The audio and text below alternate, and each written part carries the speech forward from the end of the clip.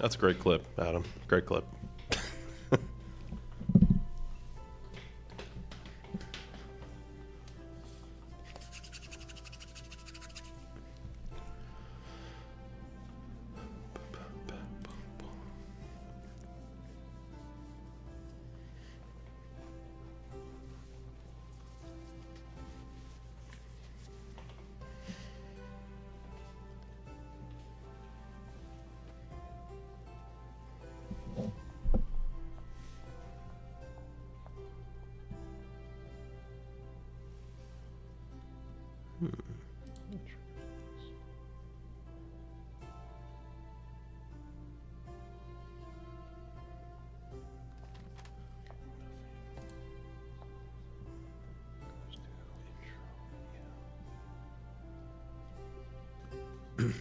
All right.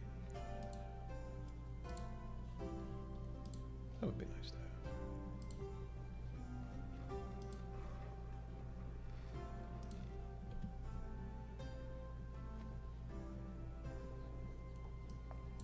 Yeah, boy.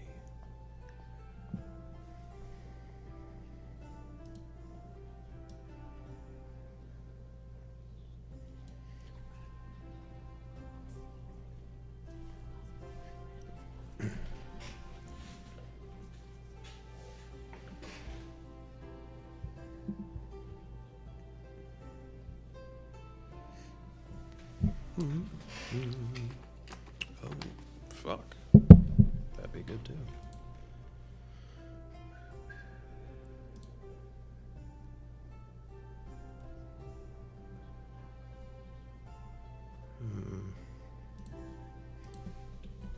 Did I download that? Maybe I didn't. Wow.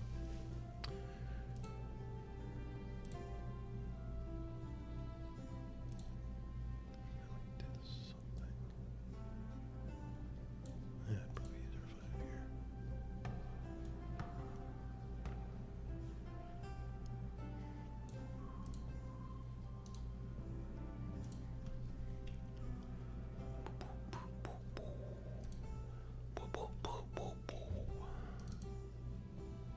Maybe.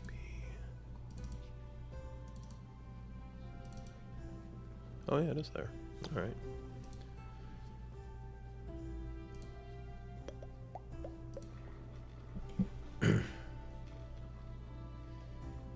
Just under 11 minutes, folks.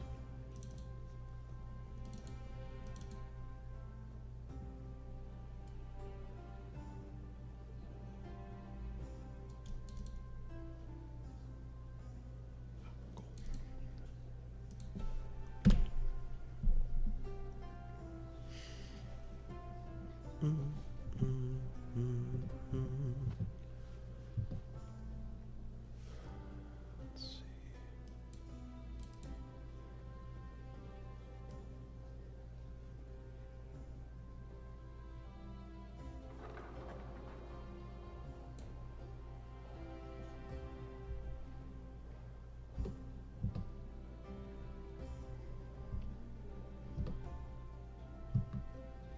Cute.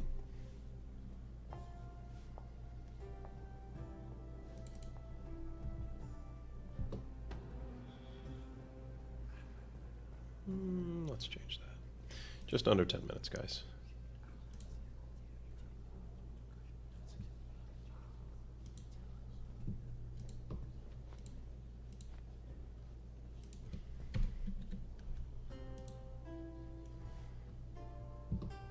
Yeah, that's better.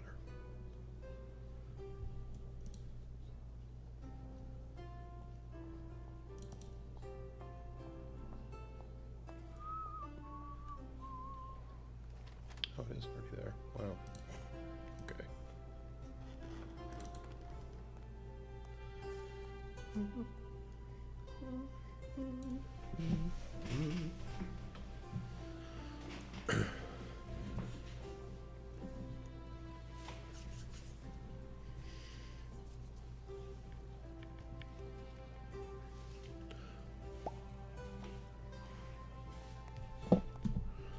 Let me close all this.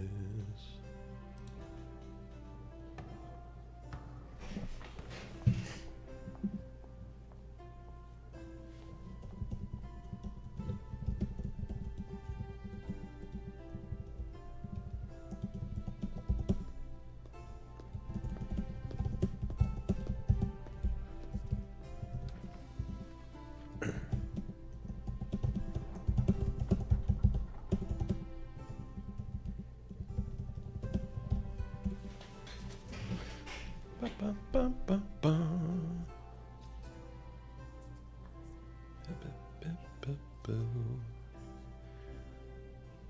What was I doing? Oh, right. Yeah. Sick.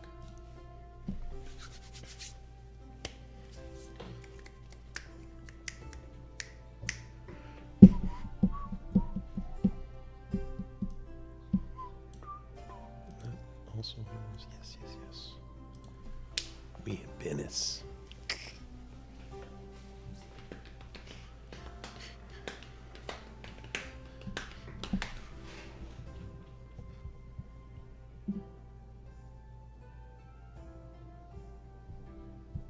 Okay, I was gonna say, what the fuck?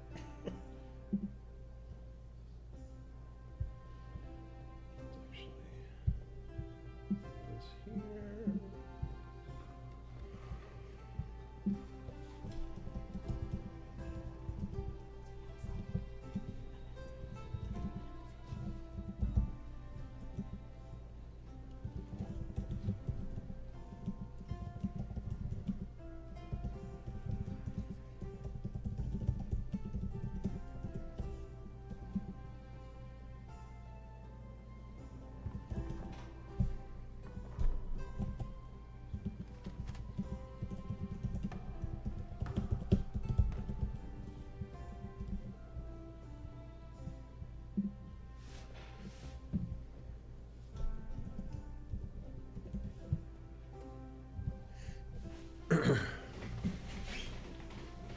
The answer is yes.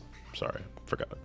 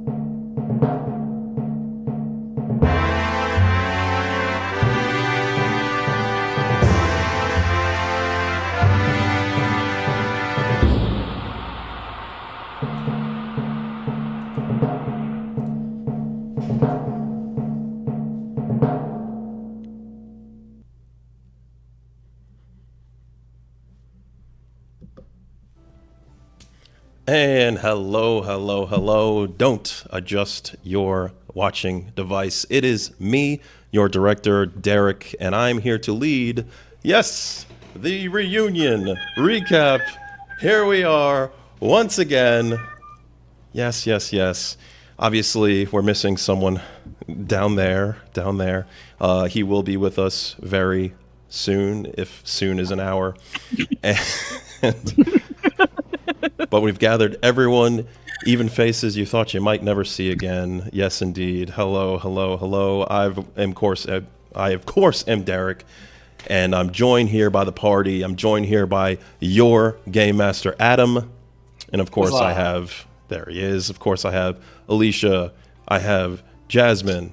I have James down below, and it's going to be a good time. We're going to take some time to just kind of recap the last campaign. We've made it to the end.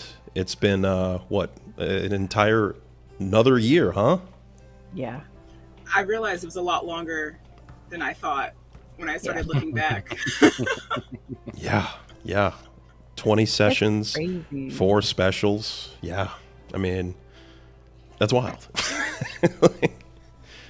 Yeah. So Wild indeed. Indeed. And obviously we came off of a wild finale, and some things happened.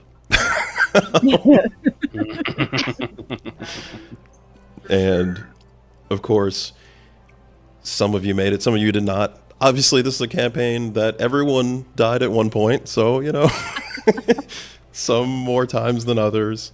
But at the finish line, we had Sequoia and Epsilon making it out of this campaign. And on the other half of things, we had Lyra and Tavish not quite making it out. And, you know, there's a conversation to be had about the future of those characters, obviously. Well, Lyra didn't deserve to die. Just a little highlight. Supposed to be there. Just a little highlight extra is that Orlina also did not make it. So both of the characters that were played by Alicia. Of course, Adam's the one to come in like, yeah, you know. Yeah. Adam's like, yeah, so I killed both of your characters. Oh, yeah. my goodness. Don't forget that. No Y'all more are champions. No one The else heroes. Can do it. There's no worse feeling than a double red light of multiple characters of yours. Trust me, it happened all campaign for me. Wow. Yeah. Well, I mean, oh boy, there it is. Obviously, I think that we can focus a little bit on each character since most of you guys are here. So, I mean, why not talk about Lyra then? Obviously, her death. Now, her death came, probably about a year after the death of Hedera, which some could argue that Orlando was kind of the most responsible for. Backstabbing hoe. Look, she accomplished her mission, though. She made it out. She made it out. She found her parents. She thought they were dead. They were alive. Look at here. Yes. Look at here. Hey, look, you know what? She was meant to get out of that prison. She had a lot of time to hang out with her parents before. And you know what? Hedera? It's true. Also Hedera, had she have lived, Sequoia wouldn't have had her story. She would have loved, because you know what? It'll be fine. Well, that is certainly an argument. But that's fine. You know, defend your character, obviously. Now, Sequoia has things happening that she never thought would have happened, and they're not necessarily bad things. That is true. And speaking of Sequoia, obviously, we went down kind of a journey with her. I mentioned Hedera's death, but we found out throughout the second campaign that the Hedera that you knew, that you grew up with, was not the only Hedera. You grew up with the Hedera of Pride, as it is, and you got to meet other Hederas as we went. quite the development. And, Alicia has somewhat of a point. Like, maybe you wouldn't have gone down that path had the tragedy of that character not occurred. True. Stayed in the forest. Well, That would have been Hadera's story. Stayed in the forest. Sequoia's story. Sequoia's story definitely would be different for sure. But I do just want to highlight that the multiple Haderas is a note that goes all the way back to season 1. Yep. And it was I believe actually our first or second storyboard meeting, like of cinematic epic period. Like the first or second episode, and I went back and rewatched it, and I came back and I was like, y'all, he said it then. And it didn't process to me at the time because I helped when Jasmine did, when we were first creating characters, because Hadera was her first character, she was having trouble just coming up with something.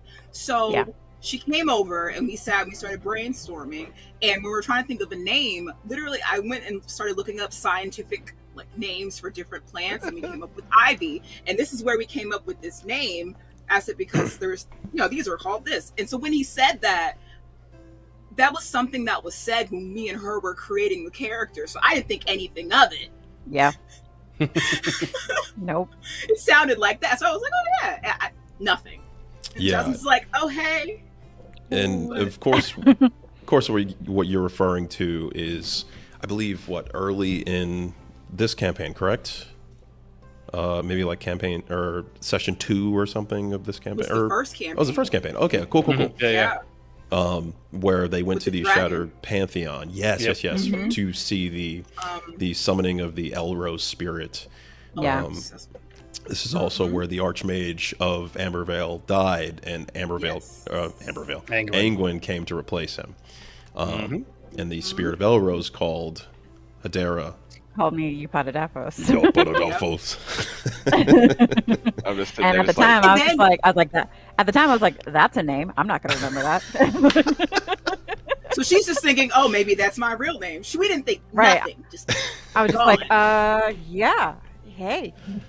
Yeah, that was one of our more obvious breadcrumbs that we just kind of put out there. And obviously you don't know the context, but the goal on our end was to go okay, they hear this and they go what is that? And so in that scene, Adam plays it out, and he's this Elrose spirit going yes, Eupadadafos, I see you. and Hadera just goes, yeah, that's me. just moves on. Yeah, how you doing? What the hell? I was like, how?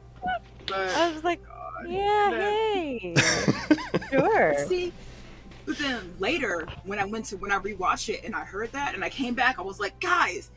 Then me and James start we're doing James when his conspiracy theories, but I was with him. So we're going back and forth, and we were like, wait, and we were like, but what if? I can't remember what I said first, and he was like, okay. And then we came to the conclusion, okay, but what if all the Haderas are really one hit? That happened, and when it happened in the show, we were like, yo, we said it. We said it. We figured it out. We figured it out.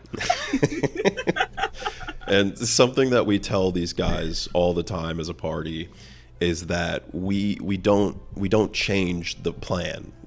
We have our story written. We're going to purposely give ideas, breadcrumbs, little paths to get to the solution.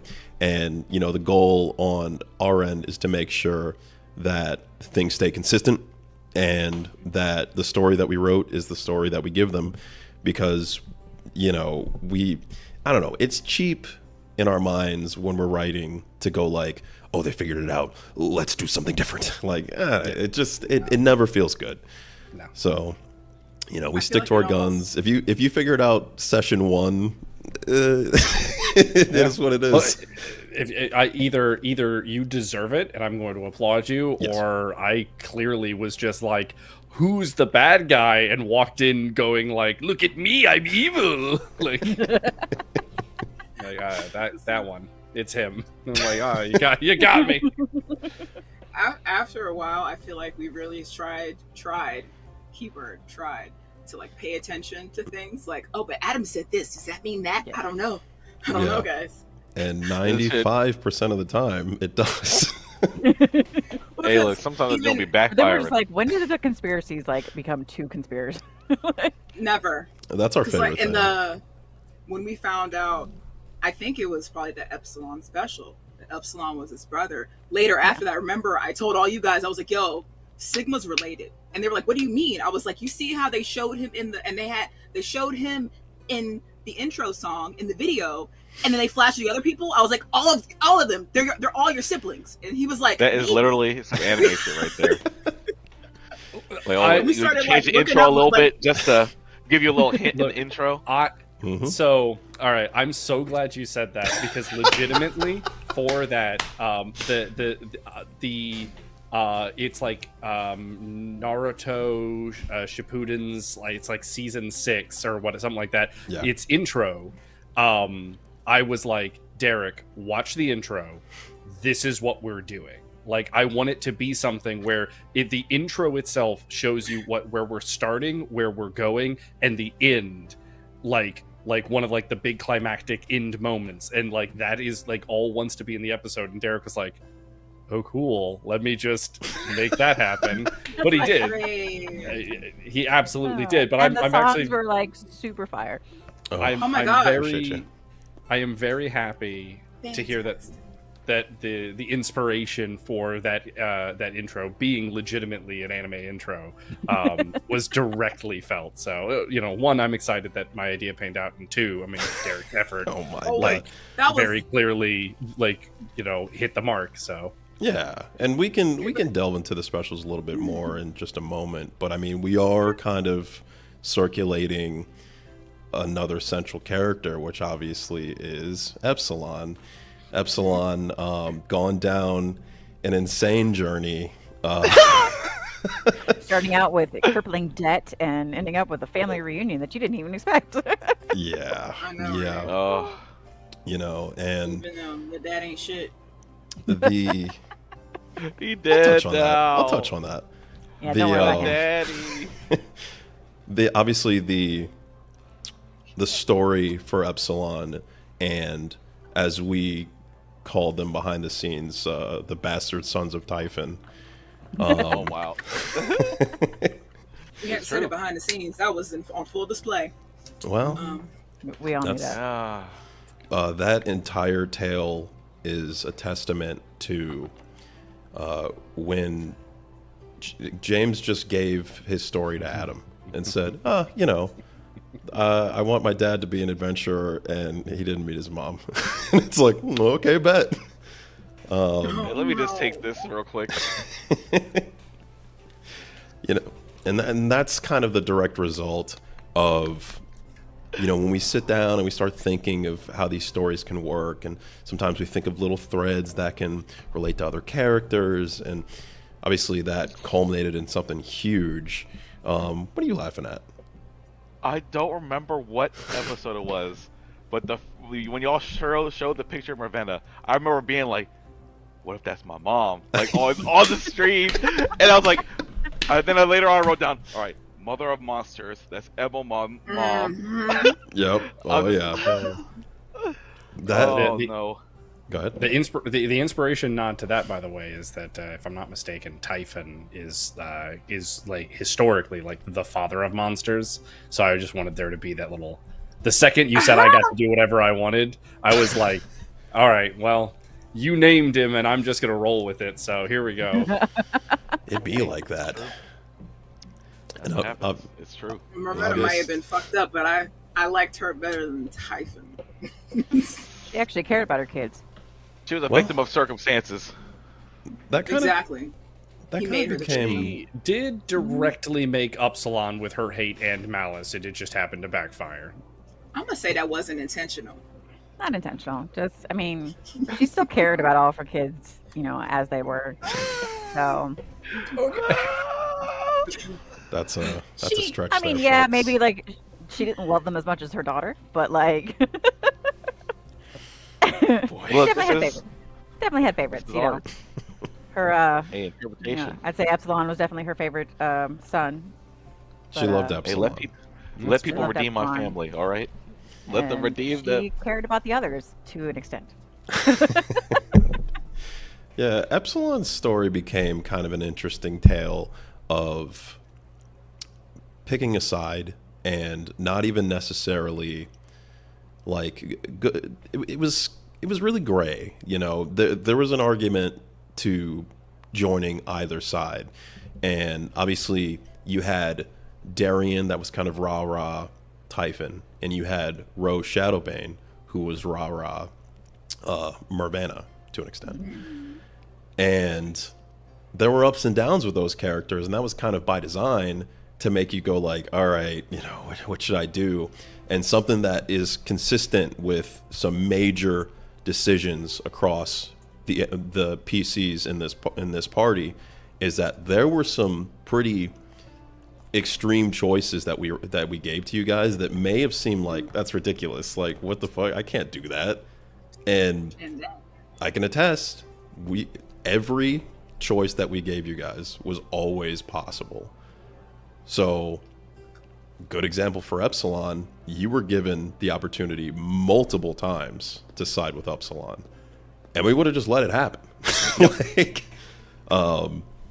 you know, we wanted to give you that kind of freedom there, and also make choosing a side that much more difficult.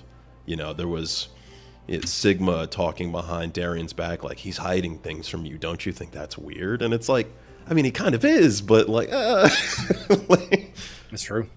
yeah. Sigma is hiding all the things. Yeah, she's not a good person. Look, that Yeah. bro set her up, but she out there somewhere looking all. She just still Chick got me when charbroiled. she kept telling Lyra, I don't know why you're here. I'm like, you brought me here.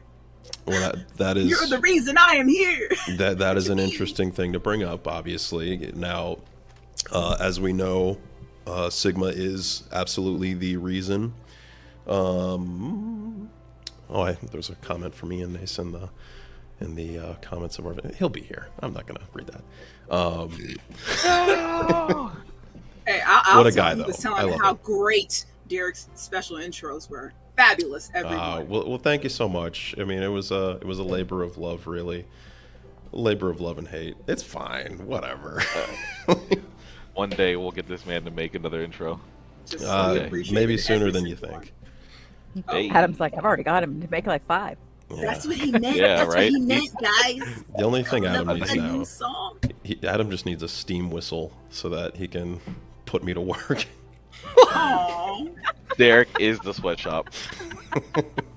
That apartment is nice, but it's literally that's where they put him to As work. long as you know that we appreciate everything that you do.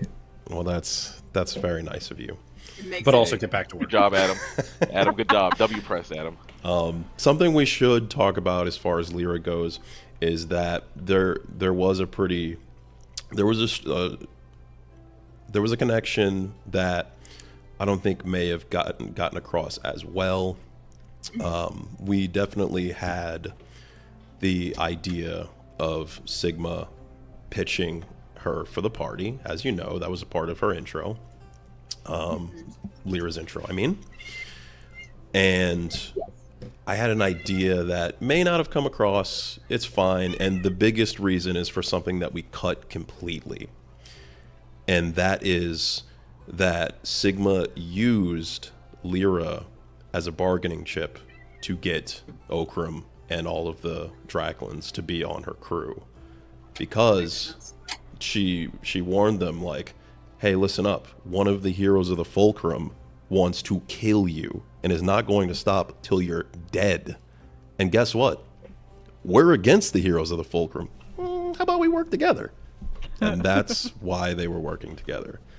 And so from step one, she kind of knew where she wanted to go, and that was her key to do it.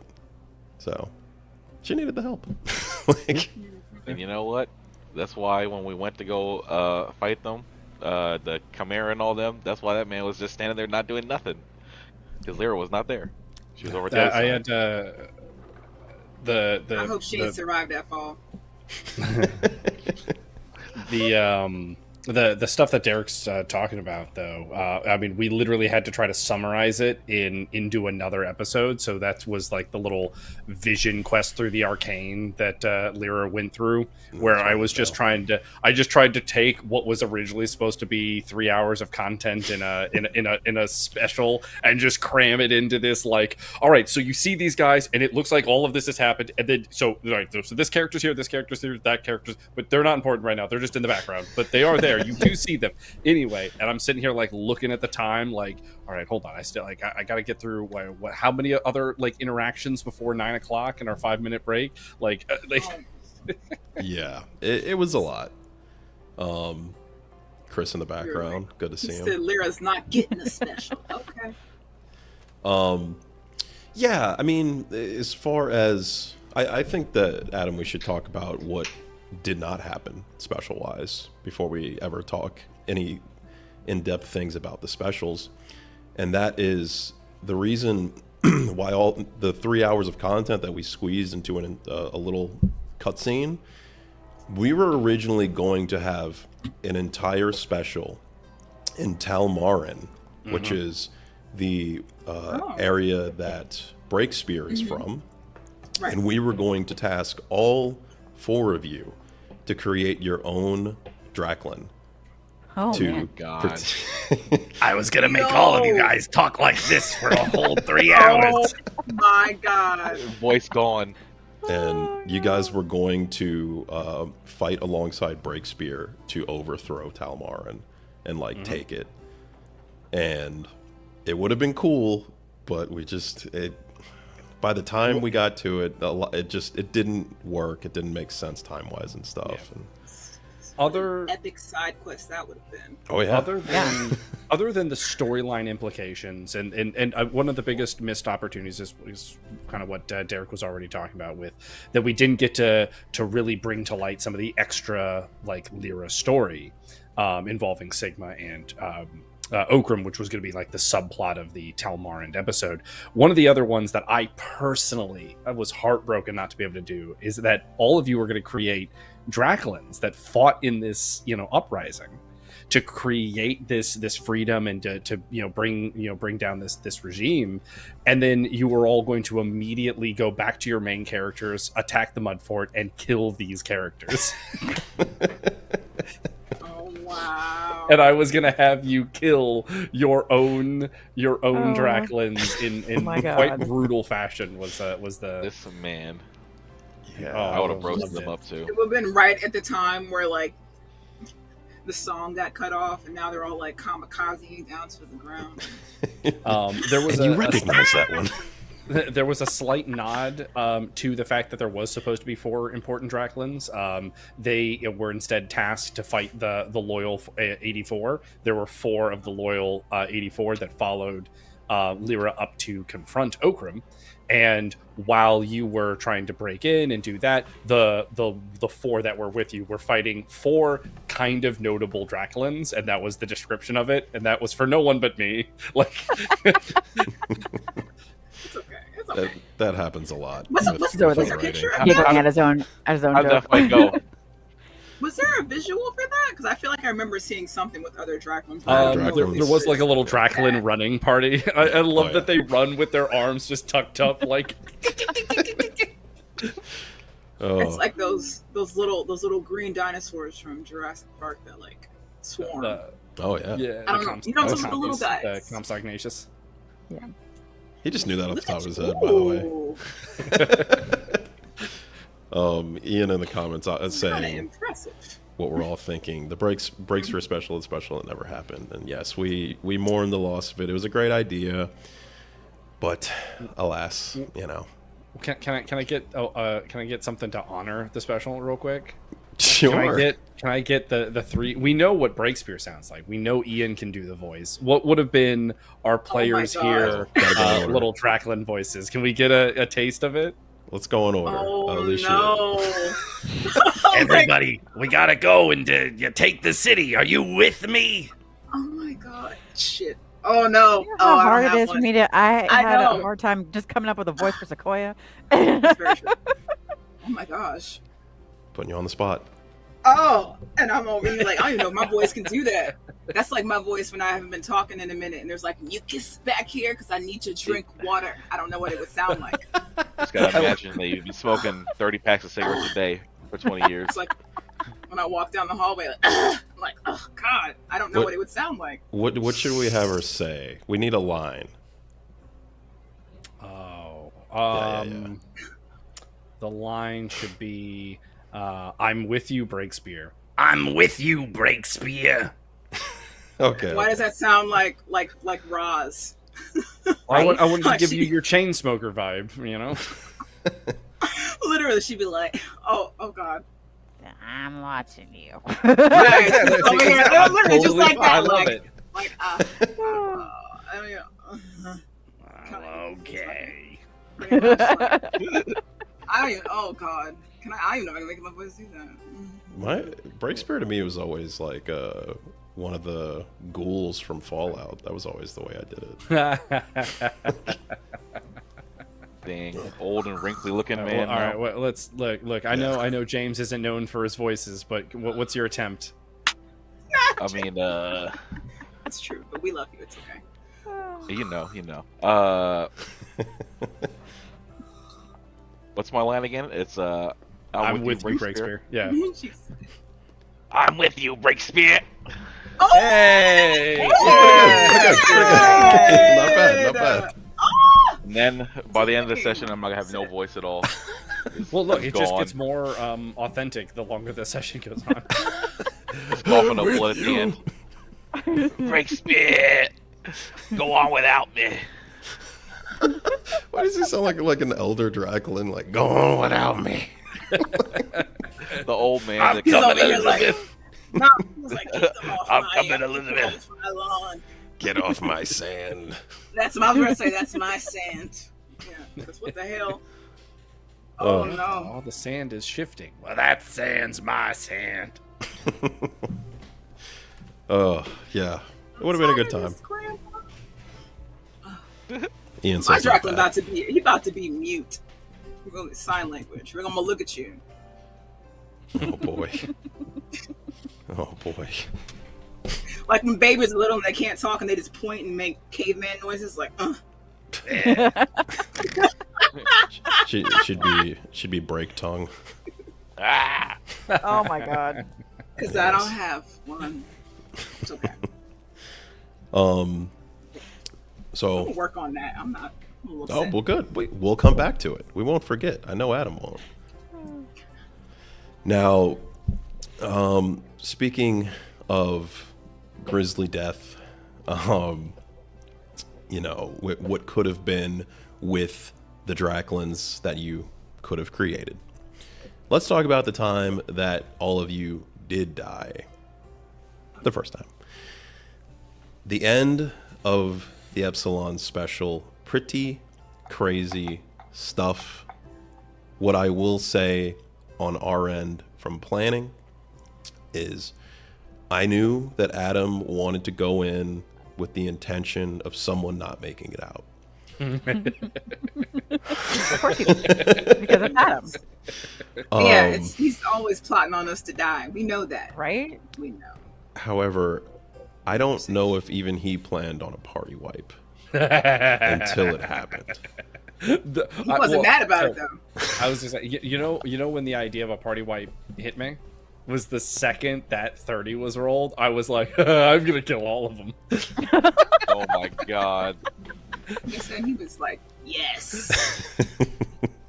I was like, I was sitting there and I was like, all right, well, I want this to be something that is going to be intense. So I'm going to set the stage with the first major token being used against the party. Yeah. So that way, already, Upsilon was someone who was going toe to toe with the whole party, but a major token carried this extra weight of like, this is intense. Let's see what this is. And then when you top that with a nat 30, I was just like, well, I'm okay with this. I like this a lot. We're over here like we're all gonna die. Yeah.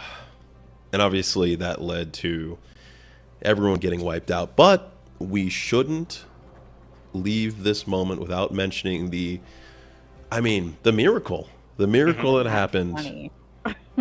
The young Master Mervis Nat 20. Aw. We Adam took the liberty of making a survey for you guys to kind of see what you guys thought.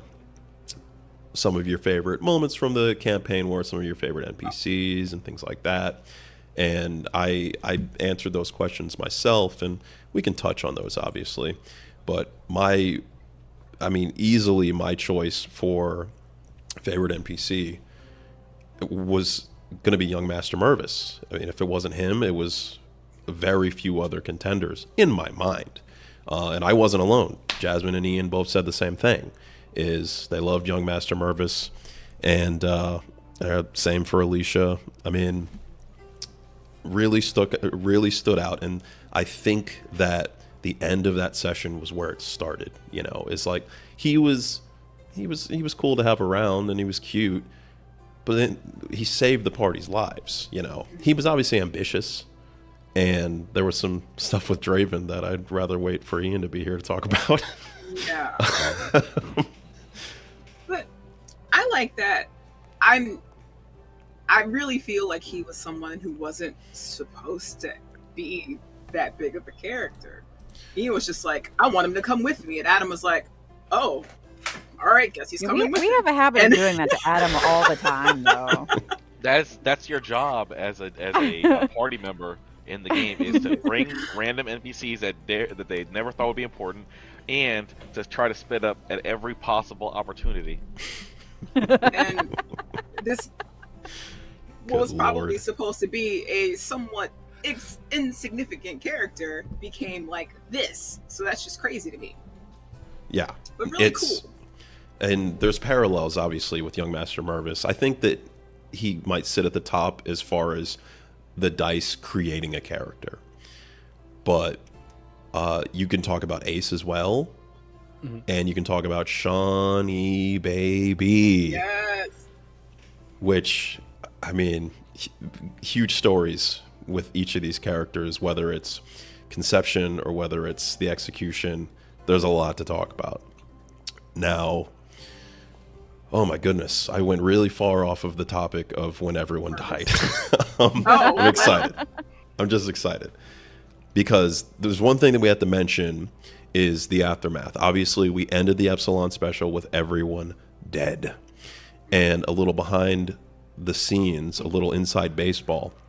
We always Not do. just dead, we got mushed together. Also, don't forget that part. That is true. That is true.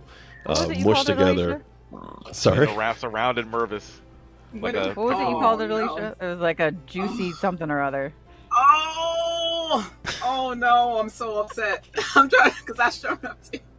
I'm gonna find it because I know I said it. Okay. Creating the entity of Chimera, who was really something.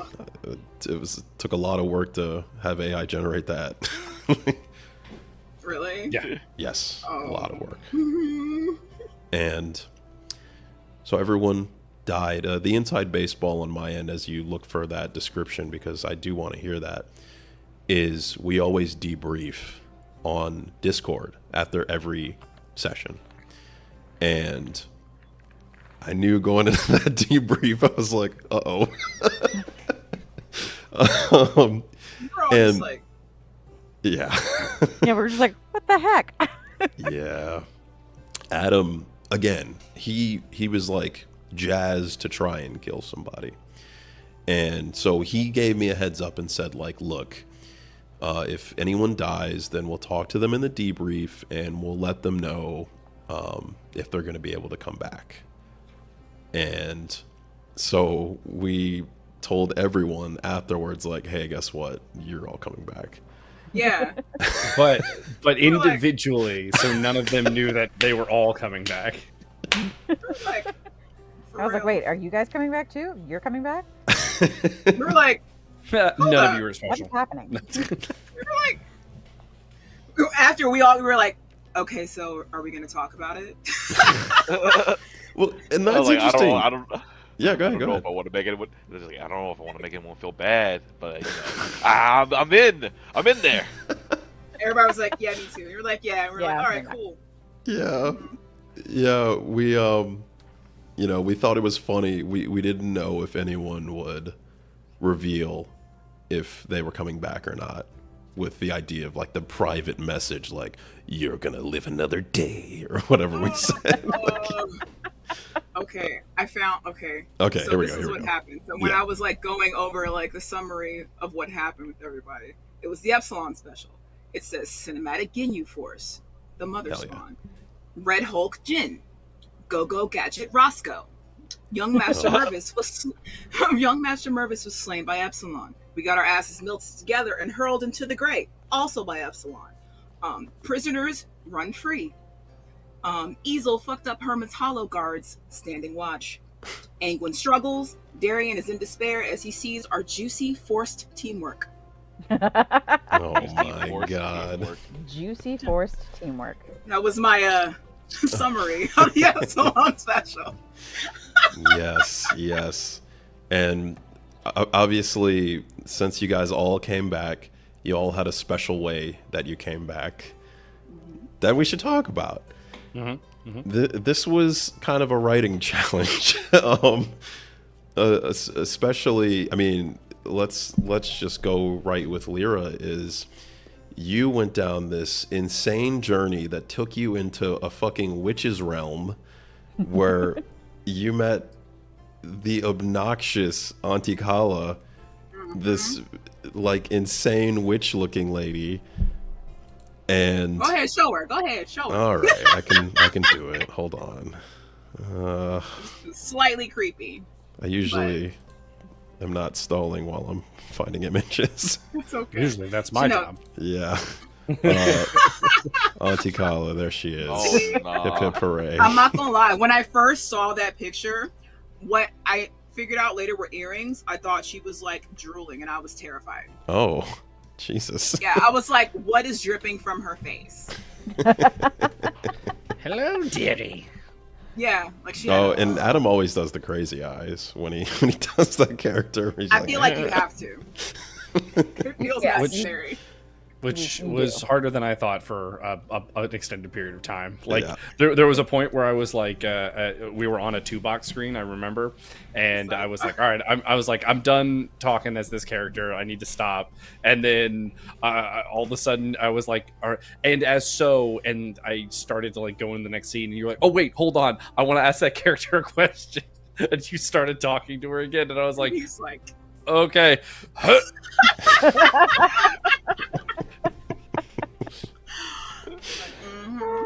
Oh yeah. oh, yeah. I had to. I was like, well, wait, I wasn't done. Where are Yeah, you going? I had questions. Come Please back. be done. Please be done. I thought he was gonna say that he couldn't stop twitching when he only got out of there. I just stuck now. Oh my goodness. Alicia ended up getting bracers in that scene, and was able to wear them throughout the rest of the campaign. It gave Kala a vision through her. Alicia, do you remember what the bracers are called? Oh God. Yes, because it was not flattering. God, because it was like the. Oh my God. Done dirty. And it was literally just like bracers of. I'm like. That's okay. It's That's what I'm like calling you like it's like something along the lines That's like calling, okay. basically calling you like an I idiot or find things something. very quickly, so don't. I'll find things very quickly. Don't do that to me. Oh no, wait. Bracers of the stupid one. See? Yeah. Yeah. Now,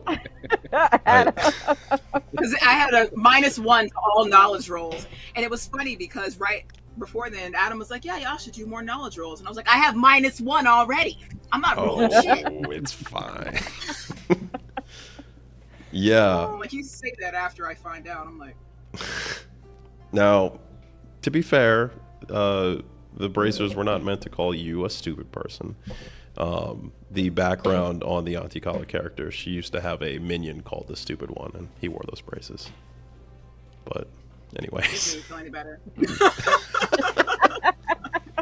Like I have a new stupid one, you bitch. Yes, but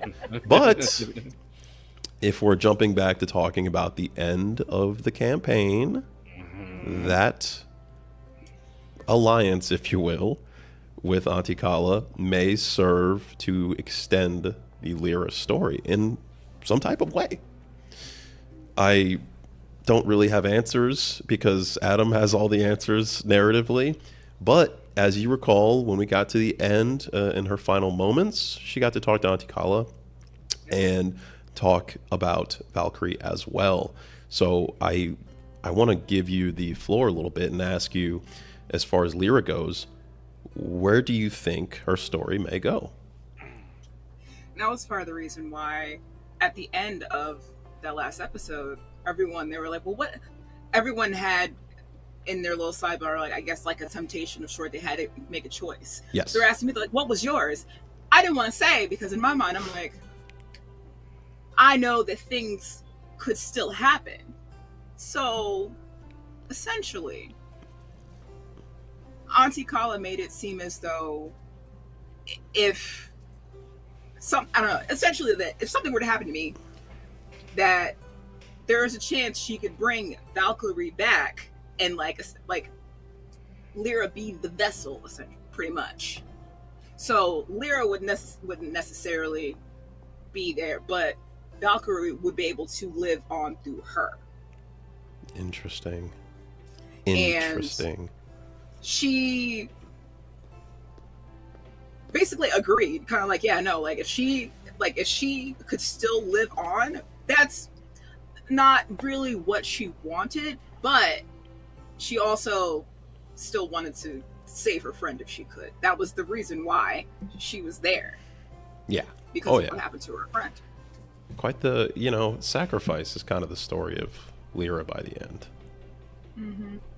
And hero that saved the world. Yeah. Pretty much. Saved the world, but I was over here. So I'm over here like, they're not... They see all these other people, and I'm over here like, no one knows me. So I was like, no one's going to remember anything that I did, especially if she... Party will. You were a hero of the Fulcrum. Especially if she comes back. They're like, she didn't die, and I'm like, but it's not... See, that's the only thing that's weird for me. Like, sure. if Valkyrie comes back in Lyra, they're going to be like, but I thought she died. She just has an Australian accent. Oh, you know. Why would she have an Australian accent? Valkyrie was always Australian. I'm kidding. God. I'm kidding. Why would I was gonna say, don't do that. I know. No, boy. if you have to speak as Valkyrie, I just need you to know that she also has to be country as hell, so work on it. Oh, Jesus fucking Exactly. Christ. Australian country. Nah. The Outback. This is not. I'm gonna say this is not. Look, down south is not the down under. Difference. Okay. I've heard it both ways. Not in Keep Kolak. Well, speaking of an incomplete story, obviously, our other two party members that are here right now, there's still more that could become of them, and I would expect more to come of them, especially for our friend Sequoia.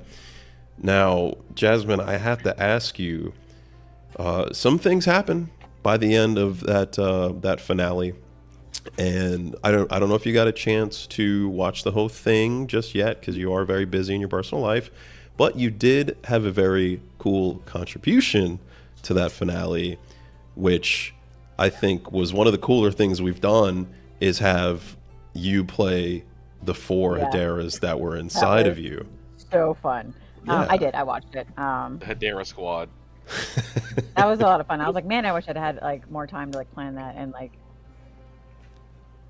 really get into the characters of all four of them to make like different characters for each of them. But I'm like, It's cool to watch. yeah. I was like, that was fun. That was probably one of my favorite. That was one of my favorite moments. Heck yeah. And it led to, good Lord, a fucking grisly death for the evil shrouded Whisper Gabriel. But was he really evil though? You Kali mod Yes. him. Sure did. He may have deserved that. He absolutely That's what I deserved said. that. I was like, he just straight like Kano'd him. Like, Yeah. Oh yeah. Give me that. I didn't know that was coming, by the way. So I'm watching as the show's going on. And I'm like, okay. Yeah, I was watching it. I was like, "Ooh, yeah." I always like to. I always like You know, to honestly, give Derrick like 90% of the info. Like he has all the info he insane. needs to like do like his part, but you know, keep a couple twists and turns, you know, for him. So he also gets to be like, oh. Yeah, I was over here There's watching it like, "That's for my one. mother." Oh I my know goodness. sometimes with the dice rolls, Derek's back. It's just like, yikes! I'm like, yeah, no. I hear it. He's just like, oh god, this is looking good. I'm like, Yeah. Yeah. I'm always rooting for the party to do well. You know, hey, you have to I go mean, through. somebody's got it. Definitely not Adam. Nope. Listen, No. I know everybody knows that in the background, Derrick is always advocating for us, That's true. trying to keep us going. yes. That's he that's a is. fact. You know, I recognize that sometimes, you know, players have to go through a little strife in order to overcome and tell a better story. So I'm not against like conflict or things that challenge you. But boy, oh boy, I don't want you to die. Right. What I will say now, we're not jumping into all of them yet. Sure. But what I will say is that unluckily for the three of you, but the four of you hopefully soon that are sitting here, our epilogue content had no such screening process where Derrick got to veto, make addendums to, or plead for the party. So. So now we can see what Adam Unleashed looks like. Jeez, Adam. Derrick, did he I was tell you gonna what say- he's gonna do? He's You not a know? good man. He's not a good man. Damn. My look, I will say my favorite parts with this Hedera thing was when Mhm. I don't know, was she supposed to be like a Hedera of like sloth or something? Which one? The The special one Yeah. that looked like With the sad. hair. Yeah, yeah. Yes. Yeah. Yeah, when she came in and she was like, and I was like, what is that? But it was, she's like, come on. She's like, come on, Sequoia. And I was like, she's just like, just, what are you doing? And I'm like, yes, I love this. Oh yeah. Oh yeah. I'm like, Yes. And I Yeah, Hedera, the sloth Hedera is definitely very emo. She's just like, and I love you it. know, It was really fantastic. care. She's like, I don't really know you and everything, but like, because get us together. I was like, Adam's like, yeah, you got to give her a pep talk, and I was thinking about it. I was like, she didn't really interact with Sequoia like at all, except like she's No. dying. So like, yeah. so I'm like, what am I gonna say to her? She's like, well, I don't want to die either. I'll figure it out. we live I was inside of like- you. As soon as I saw the hair, I was like, oh my god. Like, this is great. Yeah. Was there a favorite Hedera, by the way? Is that too tough to decide? And a favorite other Hedera, you know, okay. not the one you Not got mine. to spend the most time with and called mom, but the others. Probably the sloth Hedera, because that was fun. Okay. Oh, okay. Yeah, like the what was it, the gluttony one. I was just like, I don't really know what to do for like her, because I'm like, I'm not doing that voice that Adam did. So What voice did Adam do? he's like, It was a Oh. very Like- strained, like yeah. like. Yeah. So Like, what he told me, thrown in there. he's like, okay, so basically, because she and her Gabriel lost touch, that's what transformed her into that, and I didn't have to play it that way. So then it's like Yeah. now that she's gone and she's kind of like restored to her original form or whatever. So I'm like, okay, because I'm not doing that. Sharpen. Yeah. None of that. That was the best part about that too. The Sequoia special. Was it the Sequoia special? Was it Hedera? Hedera had a special. What did So Sequoia. The story of how like basically like Hedera and like the Gabriels, and I was like, oh shit. I was listening to it like, look, whenever we had these special intros, I was like, I know there's information in here, and we're just listening like intently, like. analyzing it later, like, oh my, so that's how this should happen. Absolutely. In fact, let's talk about it a little bit with the specials. Obviously, there was 4 big specials, one for each character that was being played at the time. And I had one for Orlando. She just didn't get a fancy song. Well, however, there was still, admittedly, that song was made a little early on before we knew what we could do with it. But I'd argue that there was a very good visual story told in that intro video. If you go back and look at it, each character has images flash by their names that all relate to their extended story that plays out throughout the rest of the entire campaign. Most importantly, look at Ian. Look at, why do I keep saying his full name? Look at Ian's. Oh yeah, no. Government named them. Who's making Because look, after the Epsilon special, we were looking, and Yeah. I'm playing it in slow mo, like pausing Okay, it, so like what- legit, What are guys. we, what are I we was like, finding here? y'all, What are we finding? this right here, like, no. yes, well, for those back that to the haven't gone archives. back. Well, sorry. Just saying, going back to the archives, just looking through the That's file. that's what I love to do, and they know that. Well, that's been a unique thing with this experience, and we probably said it last reunion recap, is that Adam and myself have never been in a situation where there's an active archive to go back like a year and go like, oh, that's what he said. Like, it makes the writing that much more difficult to be consistent with, and sometimes we have to go back and confirm things ourselves. But I've had to start taking actual notes instead of just my chaotic scribble notes. they We're are always like, oh, what's their name? And he's like, Dang it. Frank. Matt. Not Oh, Frank. Frank. Yeah. Good old Frank. Instead But of just looking at things nearby, I'm trying to find a name. Refrigicup. Refrigicup. My only purpose is to serve you cups. That's my new favorite NPC right there. He's coming with us. But yeah, in that Orlana special intro, Ian's character had a few significant images pop up.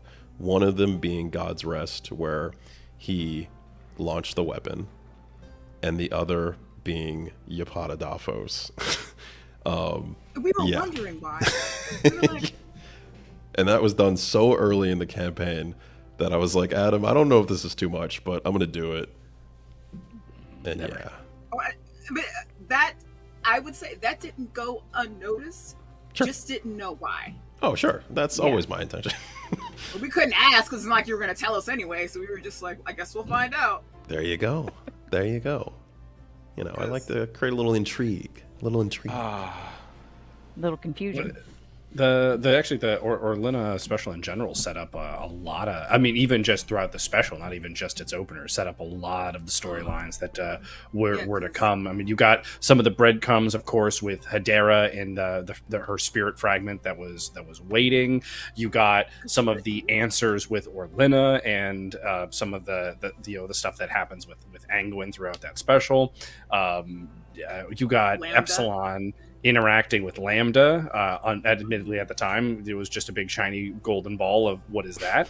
But it was one of the first major times where we started prompting Epsilon to go have these roles to notice that he feels a connection, that there's something special here that would be the recurring thing. And then of course I didn't exactly know how I wanted to have it come up with Tavish, and so there was kind of more vague notes for how we were going to tell some of his story, and then he almost died and I was like, oh cool, we'll just do it this way. Oh my god. And then that was one of those things, I don't remember how far or who said it, where he said something about Epsilon seeing one of his siblings. And there's a lot of times where like something will happen or y'all will say something, and I don't know if it's just me and I'm like, oh, and I figure it out, and they're just like, they figured it out, but they're just like not showing it. Or if I'm just like, and I already put the shit together in my head, because sometimes they'll look at me like, what? And I'm like, Nah, right after that, he was like, what? What? I was like 50% of those times I'm just waiting. I'm waiting until we hit a It's just cyborg. me. Like, what It's happened? just me. What happened? Yeah, Why you look like that's that? exactly what happened. And I was like, in the gray, the orb, and you were like, what? I was like, remember you were seeing the thing, and we saw it in the gray, and he was like, oh, I was like, yes. So then when we saw Orlena, I was like, yo, your dad went and got Orlena so they could go back in the gray to get your sister. Now that we know that's your sister, that's why they got her. That's why she's here. And he was like, oh, you're probably right. I was like, Listen, hey, look, there goes your conspiracy board done lit up, and it worked out perfectly. Yeah. I just remember little things that might seem insignificant, but then when I say something, my brain just like pieces it all together all at once, and I'm like, oh. Because there'll be times even Ian will look at me like, what? And I'm like, I just figured out your whole story, Ian. I just figured it out. You're a piece of shit, or you were. So, while we're talking about putting things together in some of the stories, now this was one of, we asked the party for some like epilogues that they would like to hear. Now this is one of the ones that was asked for. It isn't going to be getting its own epilogue fully, but I figured we could talk about it here, which is some of the stuff involving Orlena, Anguin, and her parents, because there was a question of like, you know, what was the whole kind of story there. So it all really goes back, or the part it out of order is told, but the Gabriel of Lust tells a story of seeing this horrid widow, this creature of questionable intent, interacting with his Hedera, though they can't quite come to terms, and she leaves. This entity was, in fact, as the party did end up guessing, was Mervena. Mervena went on a quest. That quest was one to have children, and she couldn't. She was failing. They were these monsters. They were awful. There's a reason she's called the mother of monsters. Then comes around to Othello and I can't. What's the mom's name? Othello. Is it Orleana? Yeah, Orleana. Yes, because I remember. Right. I'm pretty good. I remember looking at it and going like, "Oh, I'm not going to accidentally call you both the same name. That's awesome." Sorry, that was just I liked it because I liked both of the names and I couldn't decide which one I wanted to use, so I picked one and then I was like, "Oh, her mom needs a name. Bet the other name I liked." That's pretty much what happened. But so she would. Mervena in her monster form would go to them as they were trying to create a child of their own, but they were struggling in their own right. But they had started to make some moves, and basically through a connection of sorts between this party, Orlena is born, and this gives the answer to Mervena what she needs. She needs a genuine connection, and so thus she drops the shroud of monsters and cloaks and shadows, and she becomes the dragon, the mother dragon that Typhon would eventually meet, and this would become this whole arc, which is why Typhon had no idea who this entity was until he was brought to her domain and realized the twisted nature of her magics. But it is why Epsilon was also important, is because Epsilon is the first of the natural born, not just created through twisted magics and things like that, but had a true connection. Now, how this all comes back to the Anguin or the Anguin special. Bring it back for us. Is that one of the things that was important was being able to create a tether in the gray, something for a soul to go to. This it was why the Reaper root in the first campaign was one of the prized items in the campaign. Is your soul needed a tether? So Anguin, this is the writing we go through for these characters. Anguin's original connection in season 1 was to interact with Hedera because he wanted to know how Hedera could respawn, how she could die but just return. Like dying was nothing to this entity. And so once he found out, he was like, okay, I want to be able to do that, but my soul doesn't just pop over into a box. My soul flies off into the gray and then I'm gone forever. Thus, the connection with the Reaper root, because the Reaper root was the thing that allowed Orlina to go from this fake child that was just kind of here to a tangible person within the realm of mortals. And so Anguin started reverse engineering all of this, and this is why Anguin had a connection and a want to know both Hedera and Orlina. He, in his own quests, had come across that book, and despite the creepy nature of Anguin in general and the fact that he keeps everything very, very, very, very close to the chest, he did just genuinely give you back your family's book. It's just he himself is a touch ominous. He doesn't make friends very well. I'm like, how the fuck did he get this? I'm socially awkward. The two snake hoods come together like. I will say I didn't come up with Reaper root. I just told them that she's looking for some like ingredient that she needed to make like this, like basically the baked good above all fucking baked goods that she could use to like essentially avenge her parents. And we said Reaper root. I didn't know that was the name, but when he said it, I knew what he was talking about because I knew I was looking for something. Oh yeah. But, That sounds my thing is, sufficiently how did they end up in the gray?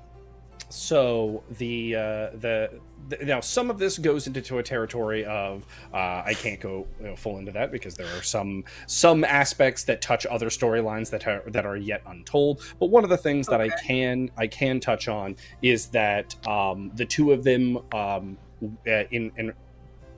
the two of them had interacted within the gray before. That little pocket that you were in was a place that they had gone. And that entity that was there that the party all fought is a creation that myself and Derrick cooked up all the way back in season 1 of an interesting storyline in and of itself. That they play a few different roles. Now, I know I'm kind of beating around the bush and being very vague in a lot of this language, but that's because there are other storylines that touch, not quite intertwined. Not everything is just conveniently all wrapped up in one thing, but they touch similar aspects or a different side of the same coin, if you will. So does that have to do with whatever came in, essentially didn't kill them, but took them?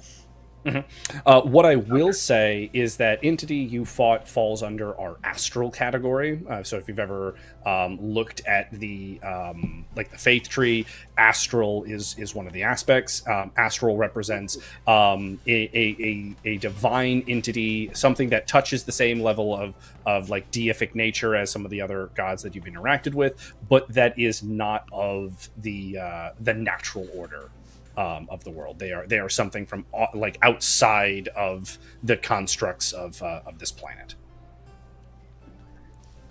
So, all right.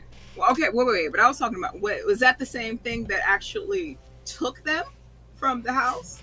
Remember, she saw something, but she didn't know what it was. Yes, that entity was what basically to keep you safe. They folded their entrance to the gray, the one that they used to root you in it. They folded it around themselves and the monster, trapping themselves in the gray.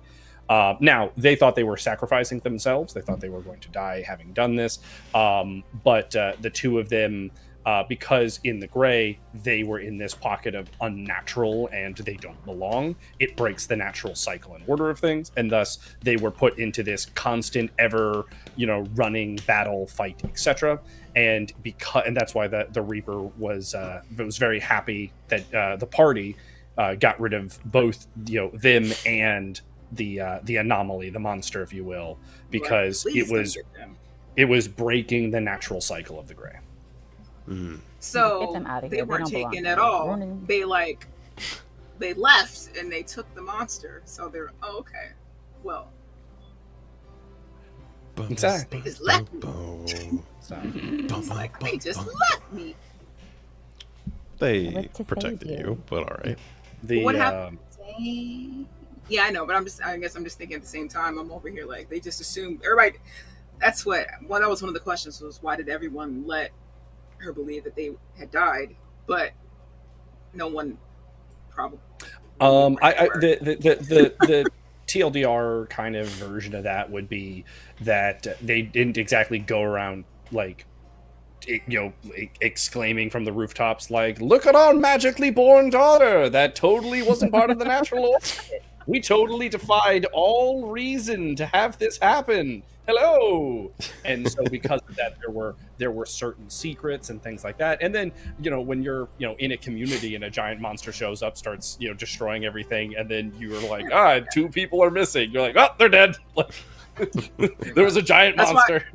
That's what I'm saying. I was like, so it's that nobody. And you're saying nobody knew where they were. They just assumed, they were dead. But I mean, she knew that they didn't find any, they didn't find anything. So everyone, dang, okay. Yeah. And obviously, we got some insight in regards to those things during the special itself. We revealed some answers here as well. But, we've touched on that special, the Orlando special. We've touched on the Sequoia special a little bit. Or we've touched on, the Epsilon special a little bit. There's one thing I want to say about the specials before I dive into some Sequoia special stuff, is the idea of the specials, and we called them the Overture specials when we first made them. And this is because the original intention was to have 4 kind of mini specials that revolve around your characters from the first campaign. And that eventually shifted a little bit, but if you pay attention, there's some DNA from that original nugget that still exists. Obviously, the first special is the Orlando special, so that didn't really change as far as the intention went. Second special was the Epsilon special, but heavily featured Jin in a very big moment. And we wanted to include the Hermit Hollow people as well. Originally, it was going to be just a mission with the Hollow to go do something.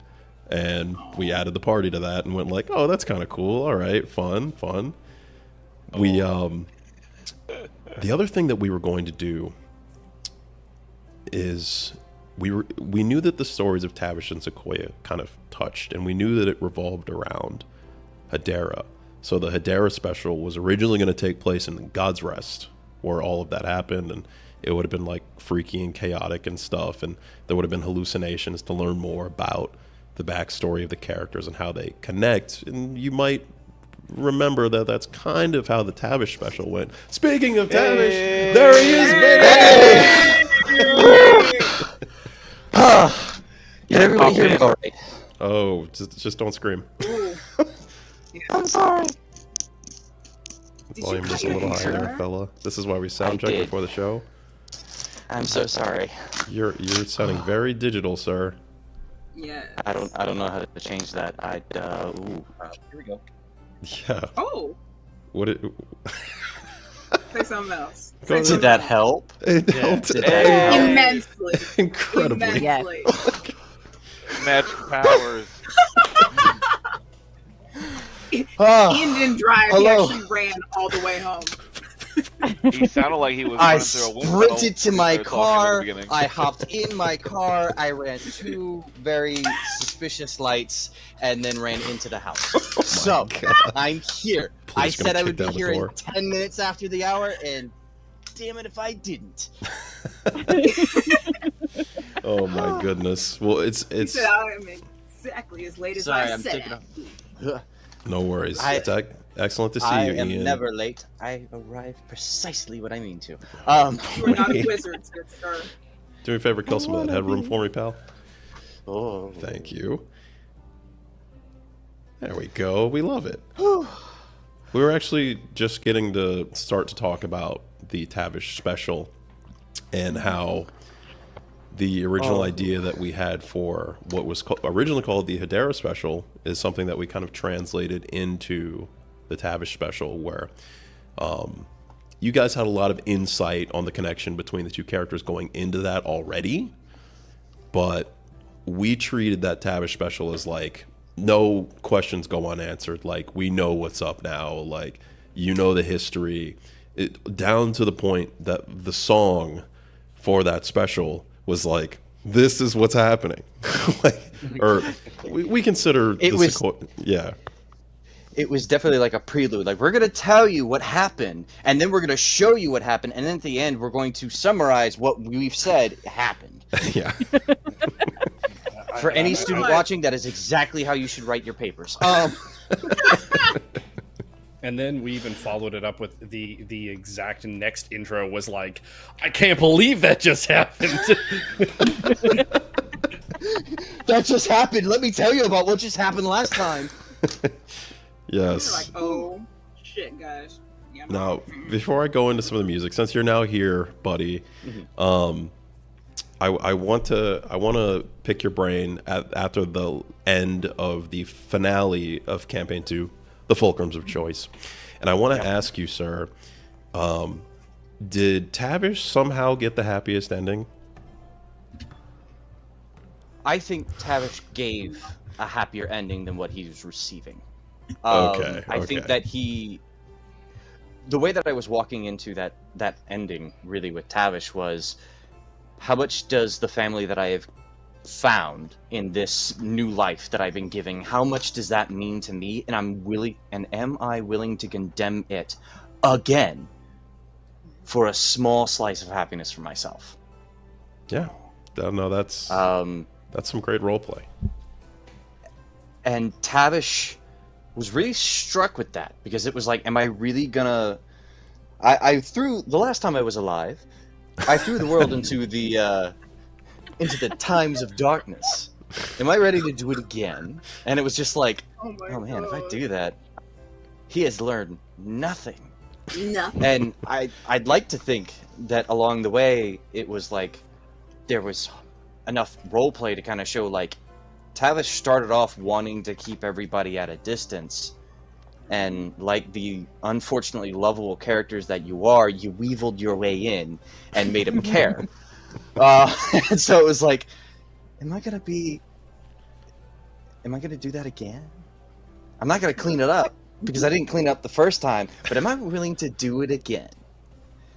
And it was just, it turned into, with Mervis's life, and the fact that Croupier at one point admits that he never had Mervis's soul, because that is what drove Tavish to go back to the mortal realm after getting killed the second time with Epsilon, believing that Mervis's soul was trapped inside of Chimera in a perpetual pain, in a soul that will not extinguish, but be stuck in its own even worse form of purgatory. Was like, no, I gotta go back. I gotta go save them. My boy! I gotta go save my boy. My boy! I remember And I remember pitching Derrick that room, the candle room, and that Passacor would be like, you know, but look, Tavish, and like would gesture into the back and bring out this candle, like, you know, it means this hero is never destined to die. And, you know, like, just have Tavish sit there and look at this candle that isn't melting, that isn't waning, and that just is perpetually burning unless he is to return to the mortal plane. And it was one of the few times that Derrick was like, huh? No notes. You just see, he looks into the candle and see Mervis, like, screaming in the flame, and you're like...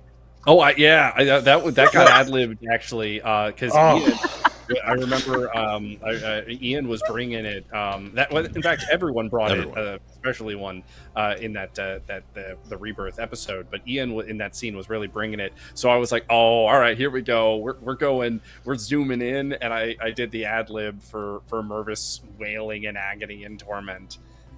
So like, look, you guys bring the role play, and it'll be answered in kind. Yeah. If Tavish could muster up a tear, he would cry. So Dusty has This beef jerky skin. Yup. Beef jerky. Yeah. No, It seems by the powers Fantastic. combined of my first character and my second character, I've accidentally made a ghoul. we were just talking about that. I was trying to listen while I was at work to make certain that I wasn't just showing like, so guys, tell me about everything that you talked about in the last hour and 10 minutes. I've got the time.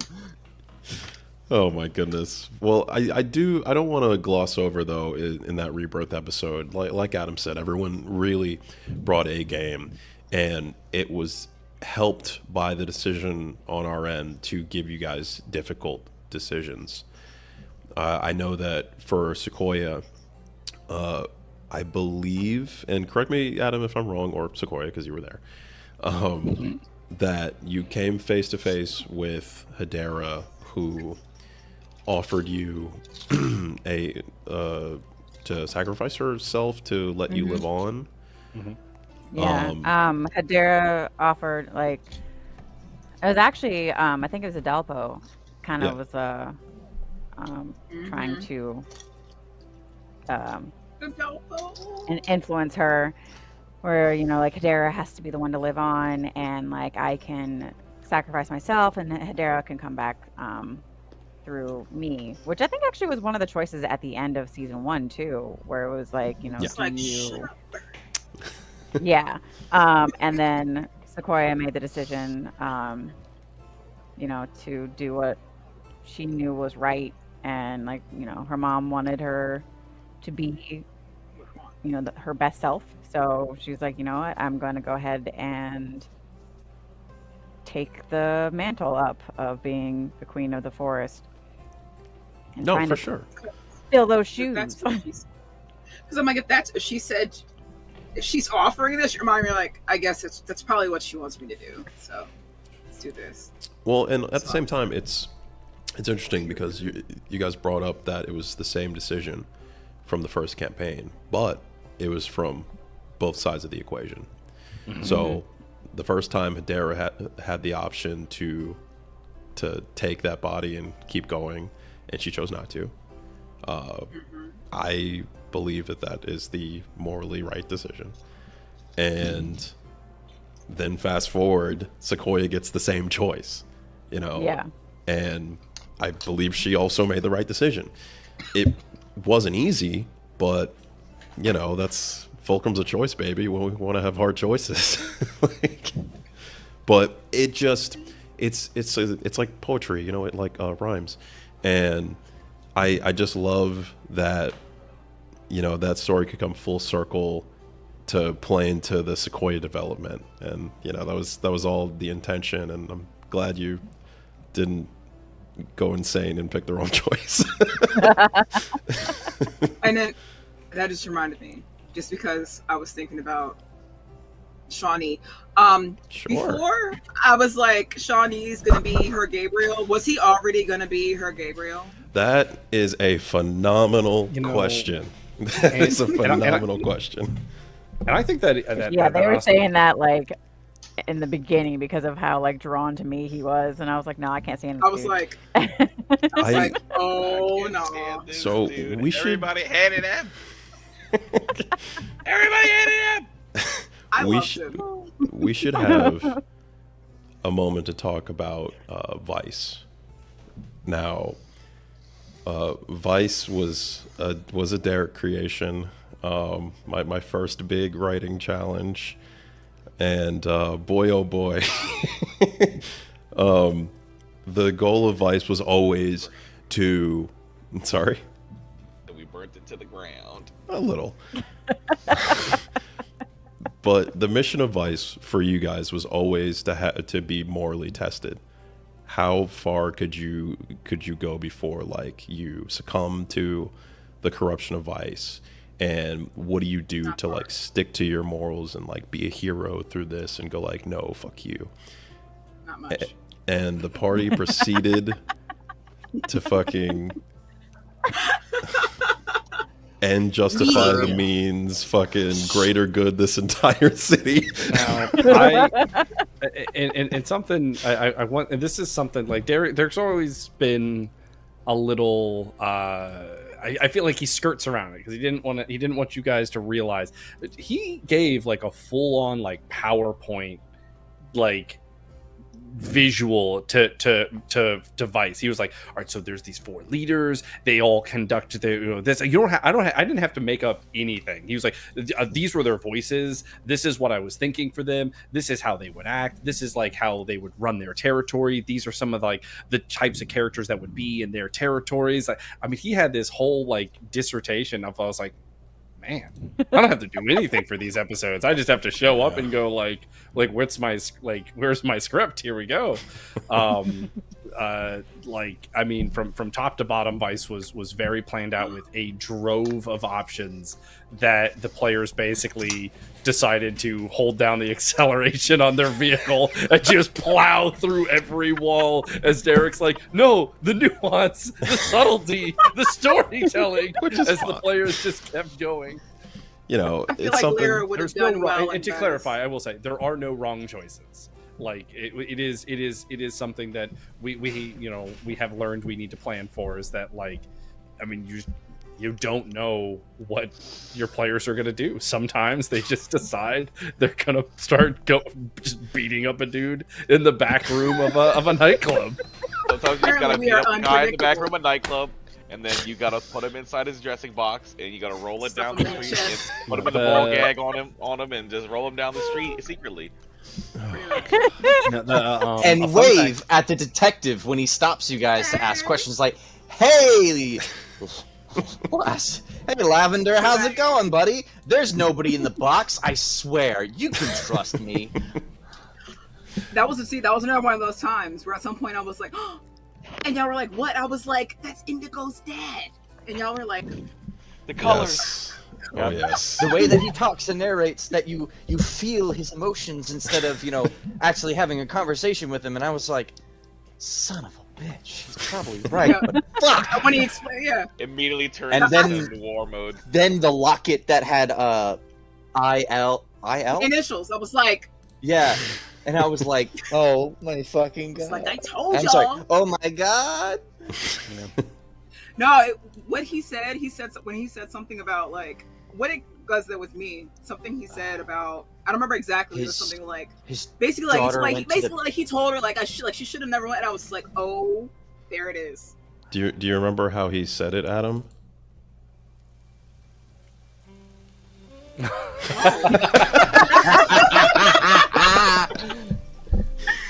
Like I told her she shouldn't have went. Like I don't remember what the hell she said, but Best it was of fathers.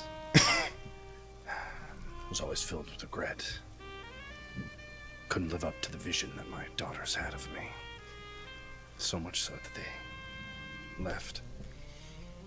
I couldn't keep them off the World's Fair. I don't remember exactly what he said, but it was.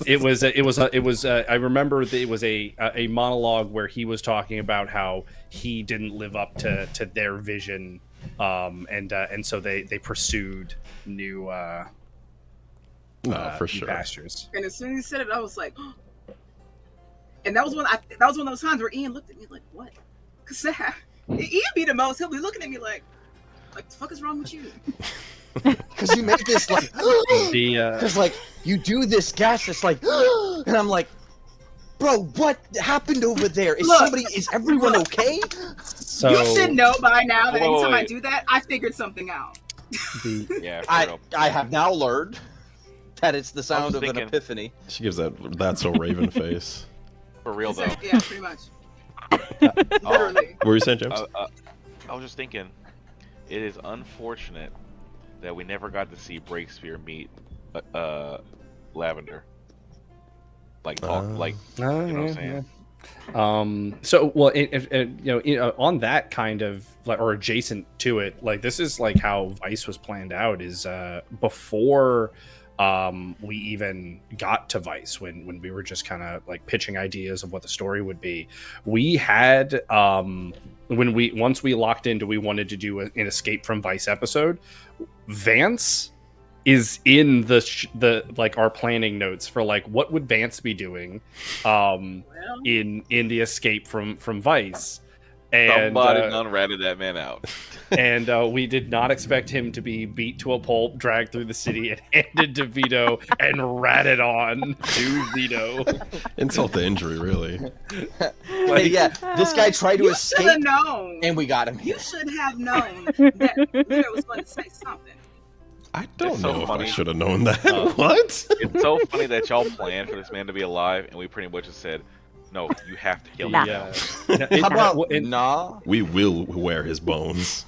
and so talk about adjusting the story though, because like the Vance storyline, the Breakspear being there to recruit Vance to the Thespians, which is why Breakspear was in Vice, was supposed to play alongside the Lavender story arc to connect these two arcs to like what was going on. That you were supposed to get this idea that the Thespians do a lot of their recruiting out of this city.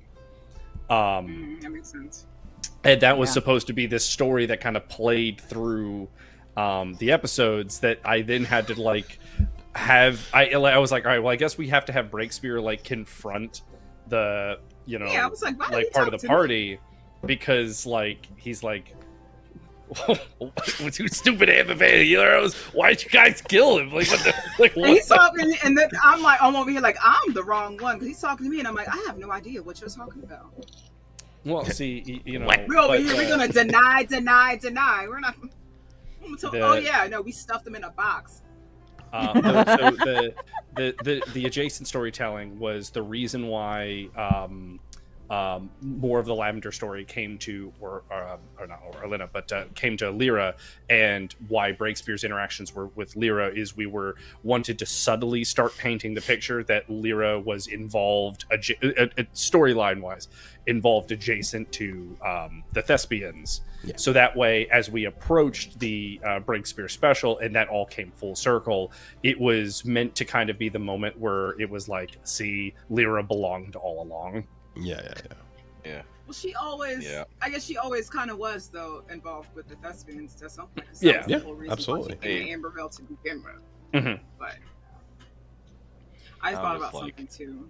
What's okay? Did now I'm just like, now you bring up the Thespians, and now I'm just like, what about that man's Thespians? What the fuck is this man? Y'all ever gonna tell us about that shit? We Because can. I've we been can. suspicious of him from But day one. Let's. I wanna stay with Vice for now. We won't forget. Write that down, Adam. No, well, so what I will say is there will be an epilogue story coming for you that will be directly answered. Don't worry. Okay. Well, Now- I was going to say, because that was my first question, it was Vice, because my thought was funny was, whatever happened to the little girl that accepted the light in Vice? He's the new Shawnee. You know what? He's Shawnee now. That's It's not all bad. about that Sally B, baby. Good lord. Oh my god. She was so happy.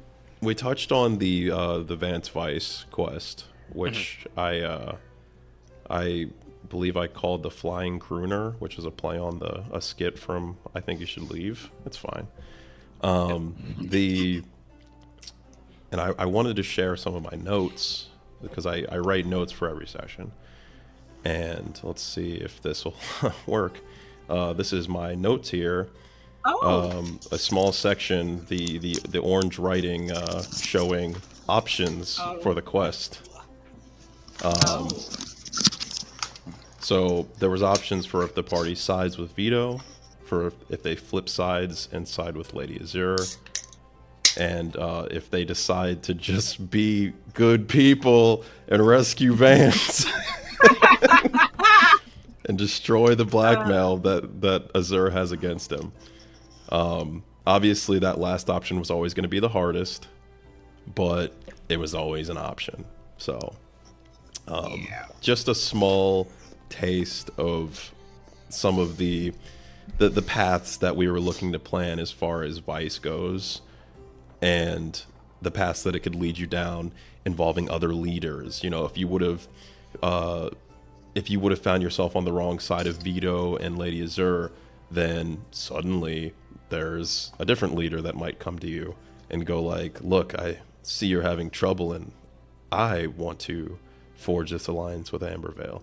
There's always stuff, you know. Which, and that as an option was why we put good old Dawn and Russ with Ronnie Blackheart, so that way if the party decided to burn both bridges, that there was a logical, easy way for there to be a connection to going like, well, you just pivot to this one, you know, and that was going to be the. Look, I'm saying, look, we got. I was like, they don't seem like fighters to me. What's this? Sitting there eating bananas.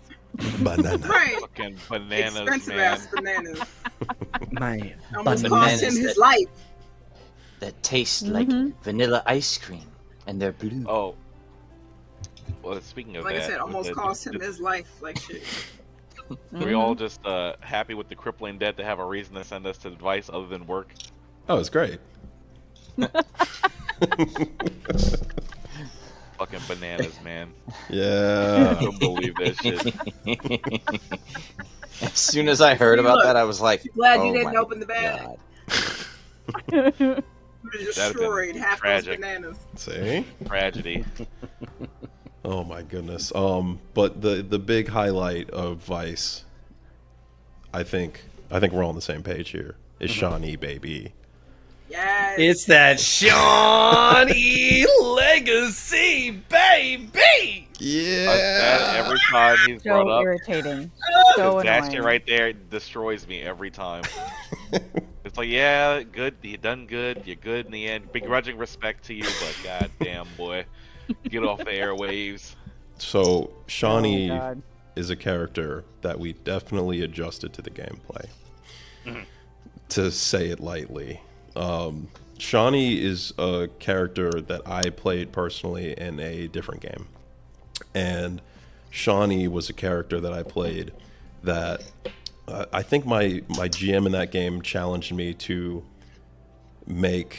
They said I could never make a character that they truly hate. And I was like, all right, bet. It was And like challenge accepted. so I made this character Shawnee that was a social influencer, but used his status to lure and very intricately murder people over a long my period God. of time. Jesus Christ. How does that go? Well, it went fine, honestly. I think he meant, how like, did you what is- kill them? Oh, How does being a social Great. influencer then lead to you? Was it like, Poison. I invite them poison them over? here? it was. You get them to do a podcast. You take them out to dinner afterwards. If dinner leads to drinks, all of a sudden you don't know where you are, and you you let your guard down. You know, this was your 5 minutes of fame, and you were with this pseudo celebrity. You know, and then you got kid. You get got, kid. You're like, oh, good, you're awake. We're like, Yeah, there was some Dexter inspiration. I would say my Dexter goodness. Morgan out here, man. Come on. Yeah, except not a good Oh. person. You're awake. Well, this is a little awkward. I'm gonna cut you up now.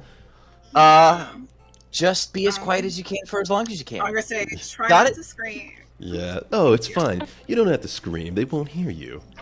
I mean, Fine. screaming is just a waste of your time, dude. So just Oh, before I have my way, I'll just let you know our photo on my page got a lot of likes. so remember to smile. Oh, Yeah. Johnny.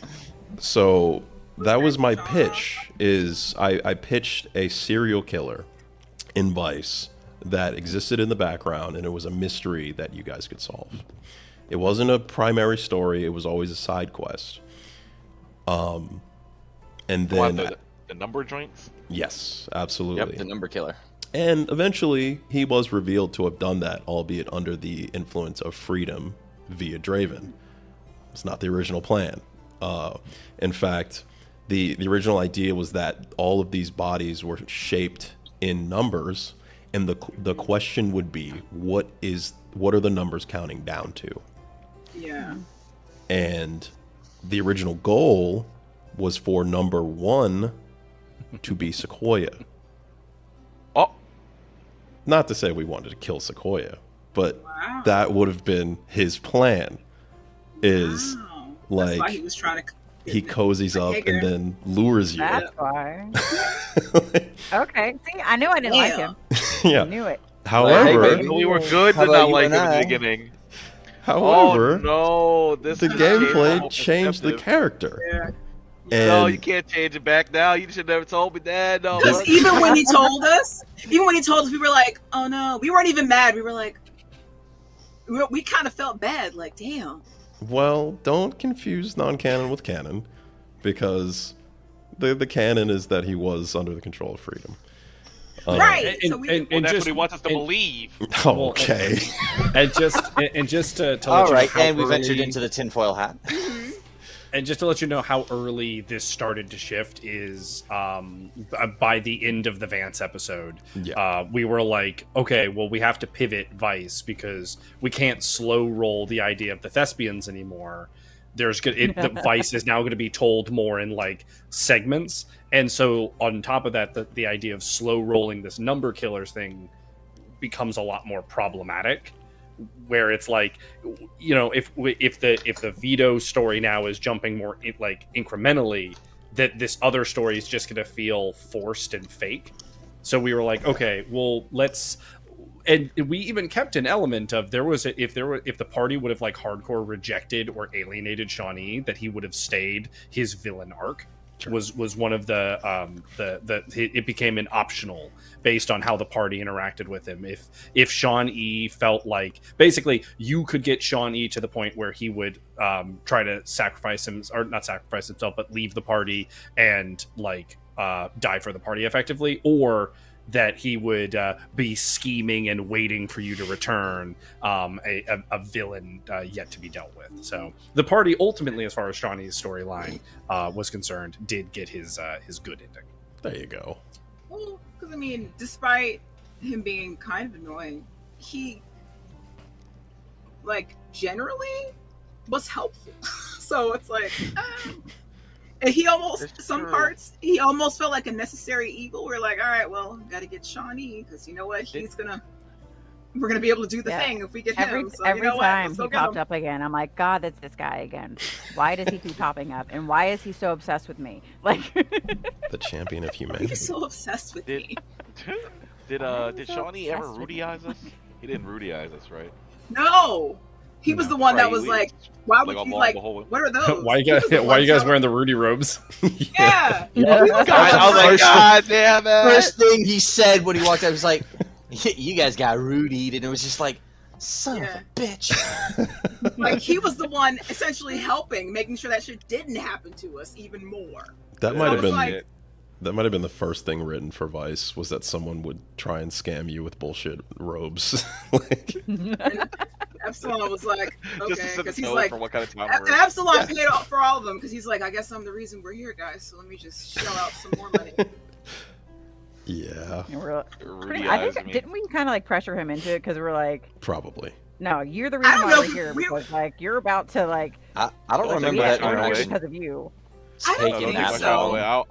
I want to believe that I Um, put it up on my own volition. Don't do that I to don't, me. I don't even think we fought. He was just like, I got it, guys, and we were like, okay. Yeah, All you right. better. I mean, shoot. At least this kid knows that when he done fucked up, he's gonna try and make amends. I remember having to pay for something for. No, I think I specifically paid for Ian's at least. And I Yes. remember Ian didn't have any money at Yep. the time. Yeah. I had $2. It was in. And then It was turned all out my we got character Rudy. sheet. I'm pretty certain I still had that $2 when I came back to life because it was like these were the coins that were laid on your eyes for the ferryman, and I was like, Why do I have these coins? Cool, I have $2. This is And I more gold didn't than get I've a had this whole s- campaign. This is the only gold I've had this campaign. This is my $2. Man, Oh. oh gosh, Sean E. Yes, I'm yes, not mad but at her. yeah, he's definitely See, a we felt character. bad. Sorry, go ahead. We felt bad. I was gonna say, and see, you had us feeling bad for him when he was like, "Oh no, like I can't believe I did this," and we were over here like, It's because we had it happen to us. My and we were poor very man. sympathetic to that shit. Well, Like, but oh, you know, damn. but we did not more. Y'all not were, and I was as just bad like- as, no, not you- as bad as we felt for Gabriel. well, sure, Originally.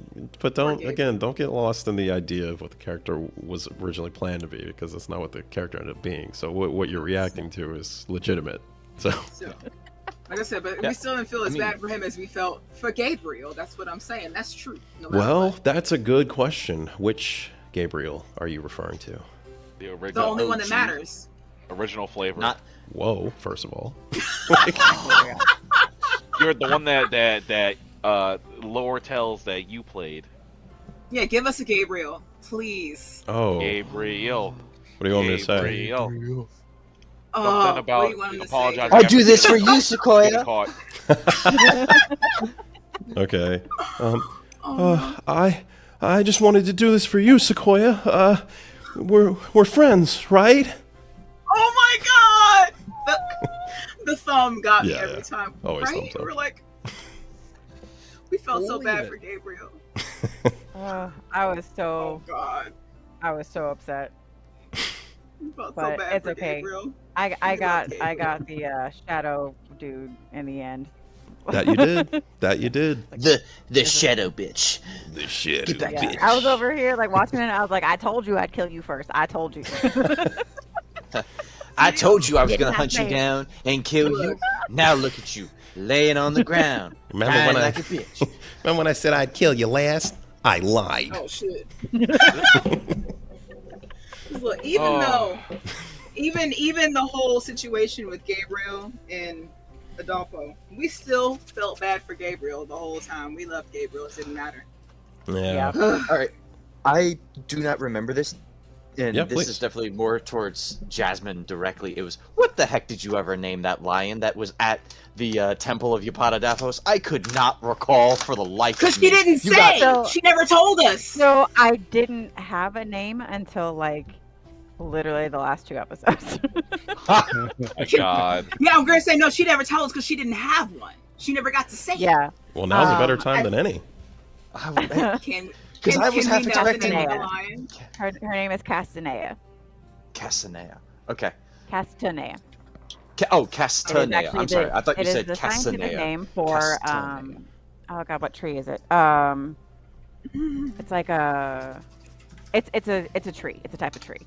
And I figured Oh. like it would tie into like sequoia Mhm. being also a tree, so like kind of Gotcha. connected that way. Because I half expected the lion to show up at some point, and then I she kept never did. asking Adam, and I was like, "Can I call my lion?" Like, Can she? like when we were. She is like, the reason you have a domain. That's what she She was said. protecting She it was while like- you were gone. She was like, see all these gods that are trying to take this temple? I'm the reason they're not. Yeah. That reminds Well, like me. yeah, She so when couldn't we go were in we were doing like the final battle at the mud fort. I was like, "Can I call my lion to come help me?" Like, and he's like, "No." No. I was like, "I named her though. I finally have a name." So He's like, I want them to know my name, guys. I want them to know I didn't just forget about the lion. She's still here. I love her, and this is her name. I want it to be known. basically, I was like, "I named her though. Please, like, I didn't forget."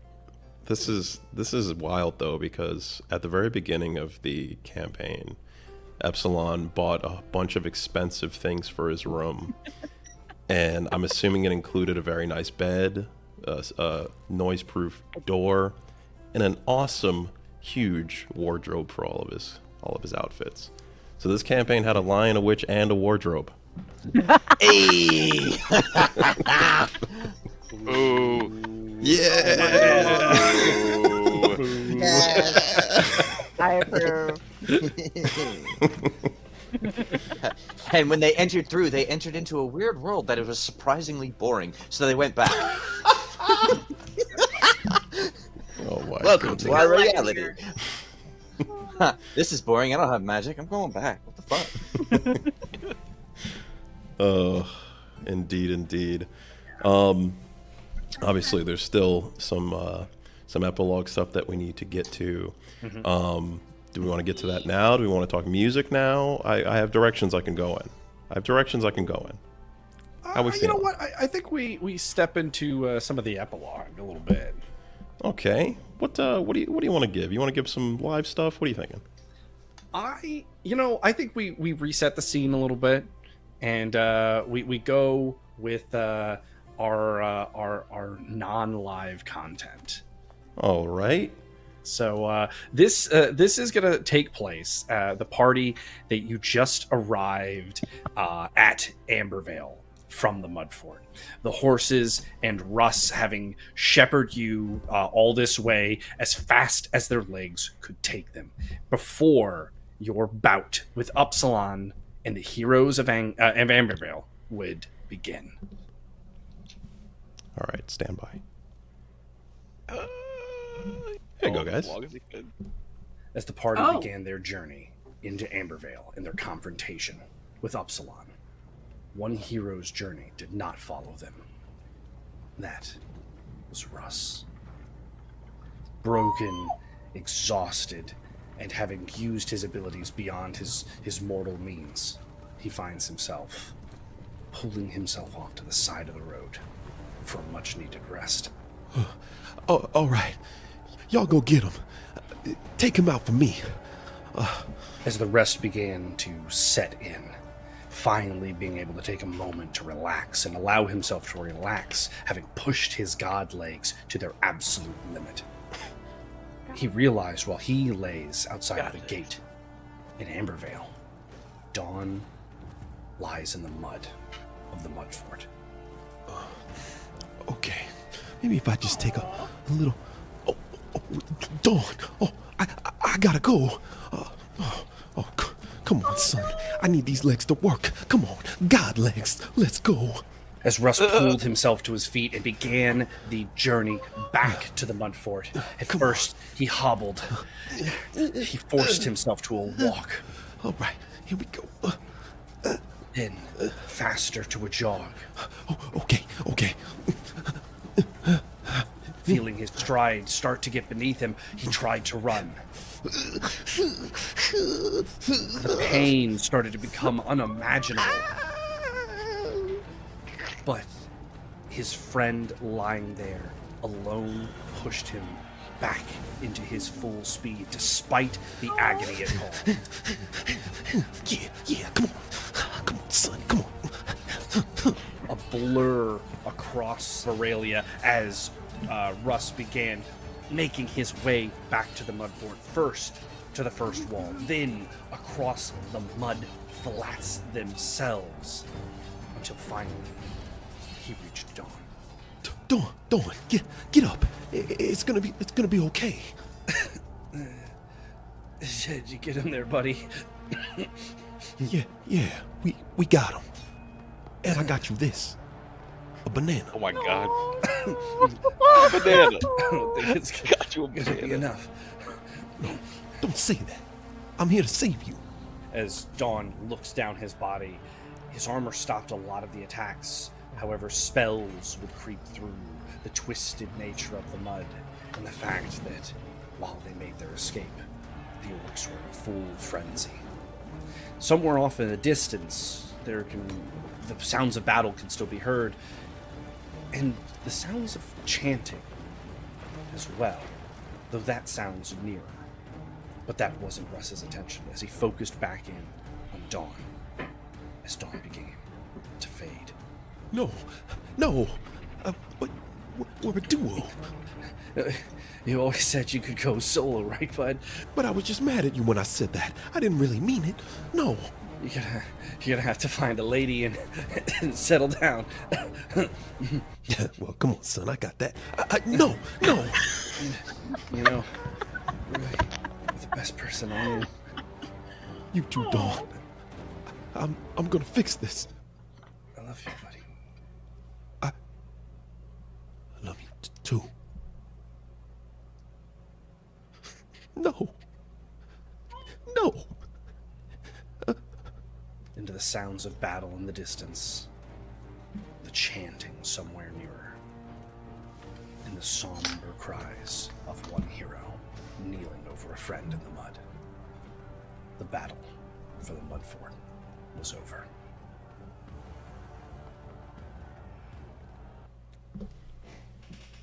Oh my god.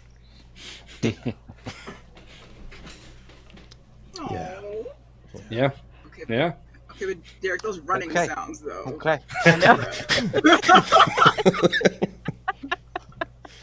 I was like, this isn't supposed to be funny. I know. I'm giving her all she's mean, got, it's- Captain. It could have been a little funny. It's fine. Aww. That's the duality of their characters. Is even when they're serious, they're funny. Yeah. Come on, son. Yeah. like, So Nana. Oh man. Dawn you did banana. not make it. I got you a banana. Oh. That shit could have helped his We fucking were like, fancy we were head all up like, to are run you with joking? Yo, if that banana did it, I'm like, we all need bananas. We should just carry them with us Man. at Bananas, all man. times.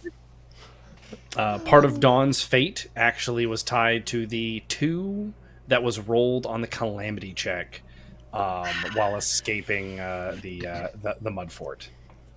Along with Lavender, who would also give his life for the party as they made their way, and of course many other heroes along the way. I tried to Duncan. save people. It didn't work. Baseboard. thank you. Yeah. We got Yeah. we got word from because Miles Maceborn Duncan was not one of our characters; it was someone else's, and he texted us after the session and said, "I will never forgive you for killing Miles Maceborn Duncan." Yeah, Well, you hate to see it, but you know we all lost characters that day, or some of us. I don't know. He lost 2 characters because he lost Matilda too. Oh, I know. I was watching. I was like, not Matilda. yeah. not The fact everybody. that- We were more Tragic. worried about Matilda. It was also like the fact that they just took the time to make certain Matilda was broken. I was like, man, that was personal. Matilda was the brains of the not only- operation. Okay. Not You only didn't did have they to do kill all this that. man, they took his weapon and was like, oh, this is a reminder of your dead wife? Blah! Look, Whatever. Look, Matilda was the brains of the operation. Okay. I mean, I have to imagine that Breakspear was just being spiteful. He was like, "Do you know why they call me Breakspear?" Oh my god. Speaking of Uh, Breakspear, Ready. actually, speaking of Breakspear, I do think it's time we go into one of our live epilogues. Before you do that, can Oh, I just of course, comment that Adam with the consistency here wearing the same color shirt as the pre-records? This is insane. I saw that. I noticed that too. I was All like, oh, that. did we just? Oh, okay. I tried. Because you know? the red shirt is his favorite. Because it's red. Obviously. Yeah, but I won't hold you That's up how he anymore. likes. Oh, sorry. I know that you have live epilogues, so let's get to it. Let's see what we got. In the distance in the mud fort, the battles that could be heard happening inside the city from where Russ sits with Dawn. 2 heroes continue to trade blows with each other at alarming rates. Other heroes, such as Miles Maceborn Duncan and quite a few others, have lost their lives, even trying to intervene in the conflict between Jin and Breakspear. Each one of them constantly one-upping the other as they continue to trade this flurry of attacks. This fury that seems to just keep restoring itself in either one of them. Every time Breakspear seems to be broken, a new surge of draconic might comes rippling through his body, and his claws regrow, his wings sprout from his back again, and the sigils begin to rip across his scales and chest. However, on the other side, every time that Jin is down, that he's beaten, he thinks of another moment that from his training in the hollow, that of his goals to be a hero, to be something that people can look up to and matter. And he's spurred back into his rage, into his fervor, into his fight. It was clear that between the two of these, it was these two heroes, that it was not going to be settled by the ferocity of their attacks, but the emotional lingering of the fact that they used to know each other. As the fight would continue on and on and on, in the distance, something was happening. Far over on another part of the city, unrelated to this fight, yet, in a way, connected. Now, neither one of these two fighters would know that this would play such a large role in their conflict, but it did. A spark within Breakspear as his power doubled, maybe tripled, as this draconic force seemed to start to flux into this almost demigod-like state. Jin was put back. Where could this come from? This extra energy. Breakspear never showed this kind of potential before, but he spurred himself on, channeling everything that he possibly could. And then he remembered the ritual. It was clear in his head. Breakspear had to give one of his heart scales to bring forth the spirit of Elros.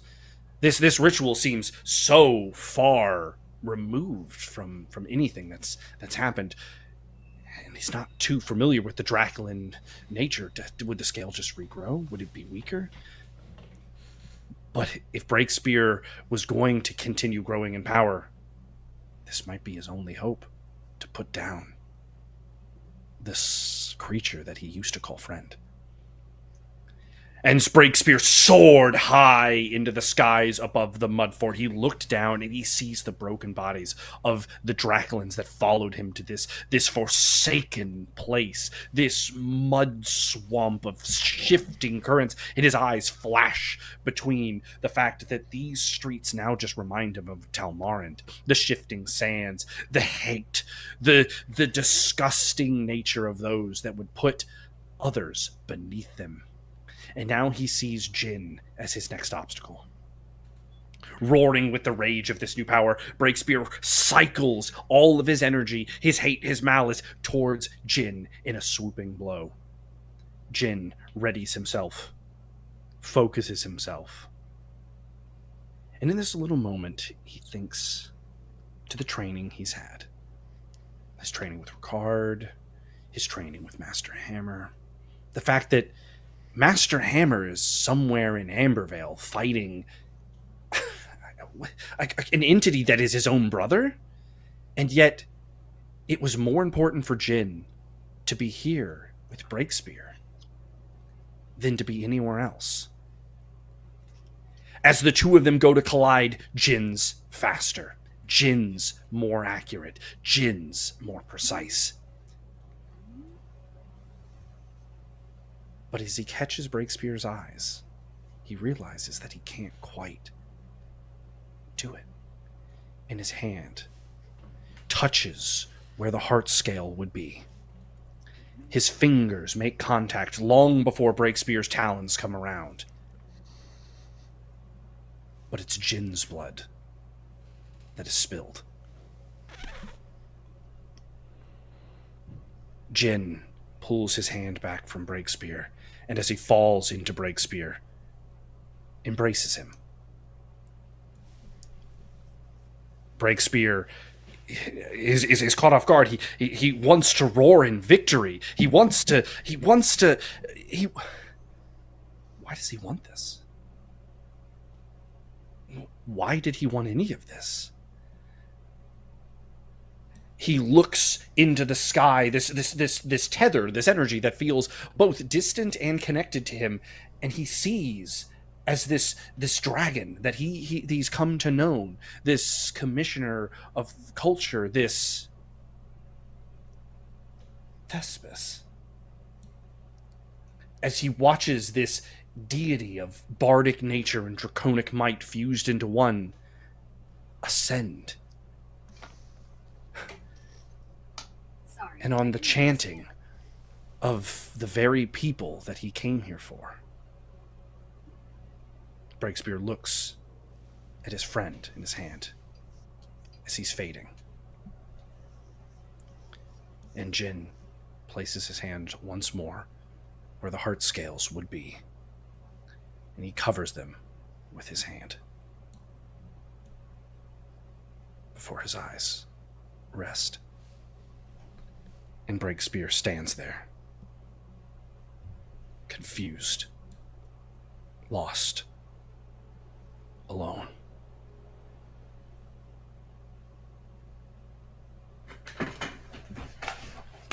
I feel like Dang. Jim be like, Ooh. I loved you like Thespis a brother. Was a dragon? Hmm? Thespis was a dragon? I'm so confused. Yeah, He there you twisted go. Good. I think he twisted with the dragon. I think that Ah. the fact that the Thespians were so heavily involved with the dragon coming back that it kind of fused Thespis with the dragon, making it a mix of the two, rather than just two entities separate and individual from one another. It feels like Thespis. I don't know. I could be wrong. It almost seems like it's not necessarily like. Okay, I feel like Thespis at some point, if it wasn't actually a person, it was like something, because in like the shits that I saw, I remember we saw little fucking Okram, but also like little Thespis. So I don't know if it was like an actual person, or if it was still just kind of like whatever, like, I don't know. We're gonna call it bardic being. I don't know what the fuck to say. Like following along behind him. Not sure, but to me it feels like it's not necessarily any one particular thing, but literally kind of like, not like an aura. I can't think of the word that I'm looking for, but it's not like it feels like it is just, again, something that you can like accept and take in and like be a part of, but it's kind of like it is what you make of it, kind of thing. I don't know if it's inherently good or inherently bad. It's just kind of like Once you like accept it, it is like.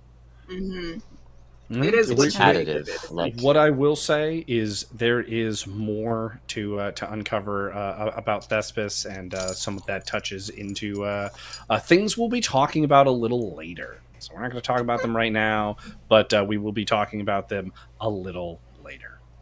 Now, attached to our Mudfort. Now, Derek, do you have anything, or am I good to launch into one of the other stories told in the Mudfort? Please, I'm giving you the floor, sir. There's Okay. there's only a few more things that we need to discuss on the show today, and they can come post-epilogue. Okay. In which case, in a different spot in the Mudfort, while this battle is taking place, the Breakspear and Jin trade blows off in the distance.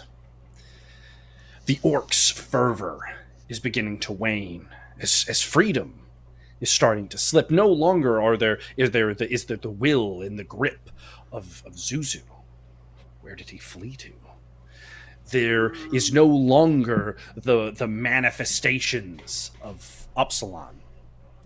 There's no really the care of Okram. And so, without someone for the orc people to connect to, freedom starts to become chaotic and docile and random.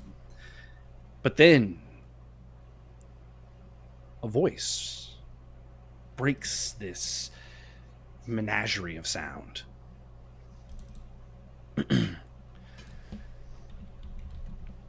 Orcs, hear me. I know that this has been a trying time for all of you. Especially now laying in the mud, the two that you would have called leader. But I'm here to take the reins, if you would but let me. And whether it be from the influences of freedom or the stirred hearts of the orcs that were led by Vito through this battle, as he was the resurgence to the fighting. He was there holding the breach in the wall as the party escaped. He held the line. He held the spirits and the will of the orcs. A chant starts to break out. Vito, Vito, Vito, Vito, Vito. And soon this chant spreads from just the sides of the wall to all the pockets of the orcs that are fighting. It spreads rapidly as freedom still has its taint, still has its control, its whispers. The orcs begin to flock. The battle ends, save for the fighting of Jin and Breakspear somewhere else in the city. The attention of the Mud Fort is on Vito. Vito looks, and a grin, perhaps the largest grin that Vito has ever mounted upon his face, as he realizes what lies before him. What? My brother, my sisters, long have you wallowed and waded in this mud, but I have a new future for you. I have a kingdom that can be taken, and from it, Taking them all to Vice. a power that can rise. I will take you to my home, Yep. Vice. And from there, it'll be a new era of orc. A new era for our people. Trade, glory, and most importantly, freedom.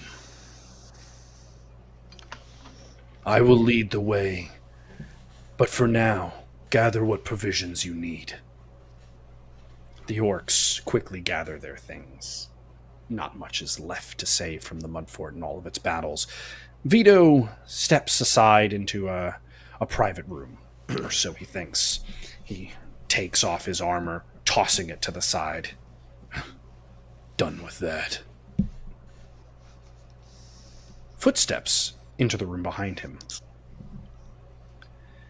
An orc not known to Vito, but would be remembered by some. An orc by the name of Can. Aww. Yeah. Yeah, boy. I saw what you did.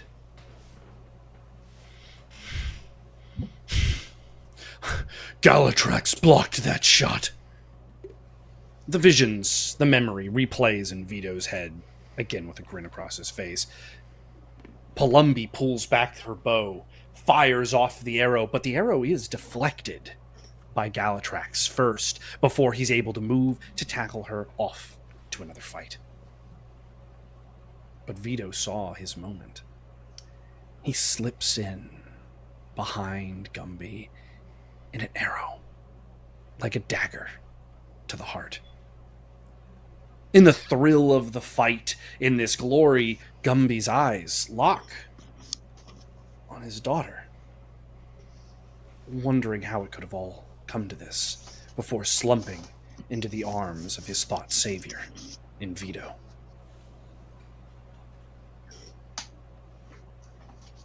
Can recounts this story and how he's going to bring it to the orc people, that this cannot be tolerated.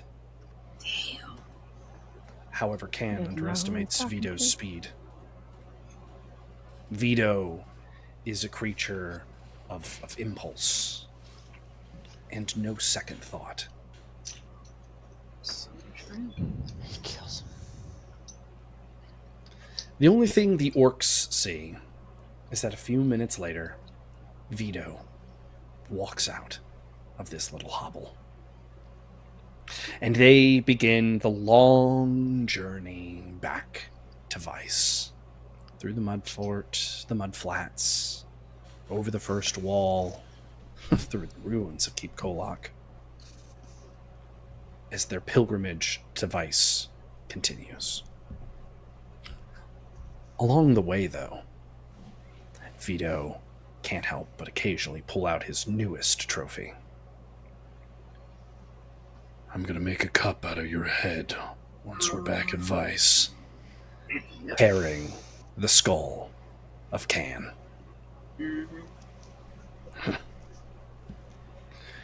He hums the tune. V-I-C-E. Freedom's what it means to me. As they journey back with his people to his new kingdom of Vice. Oh boy.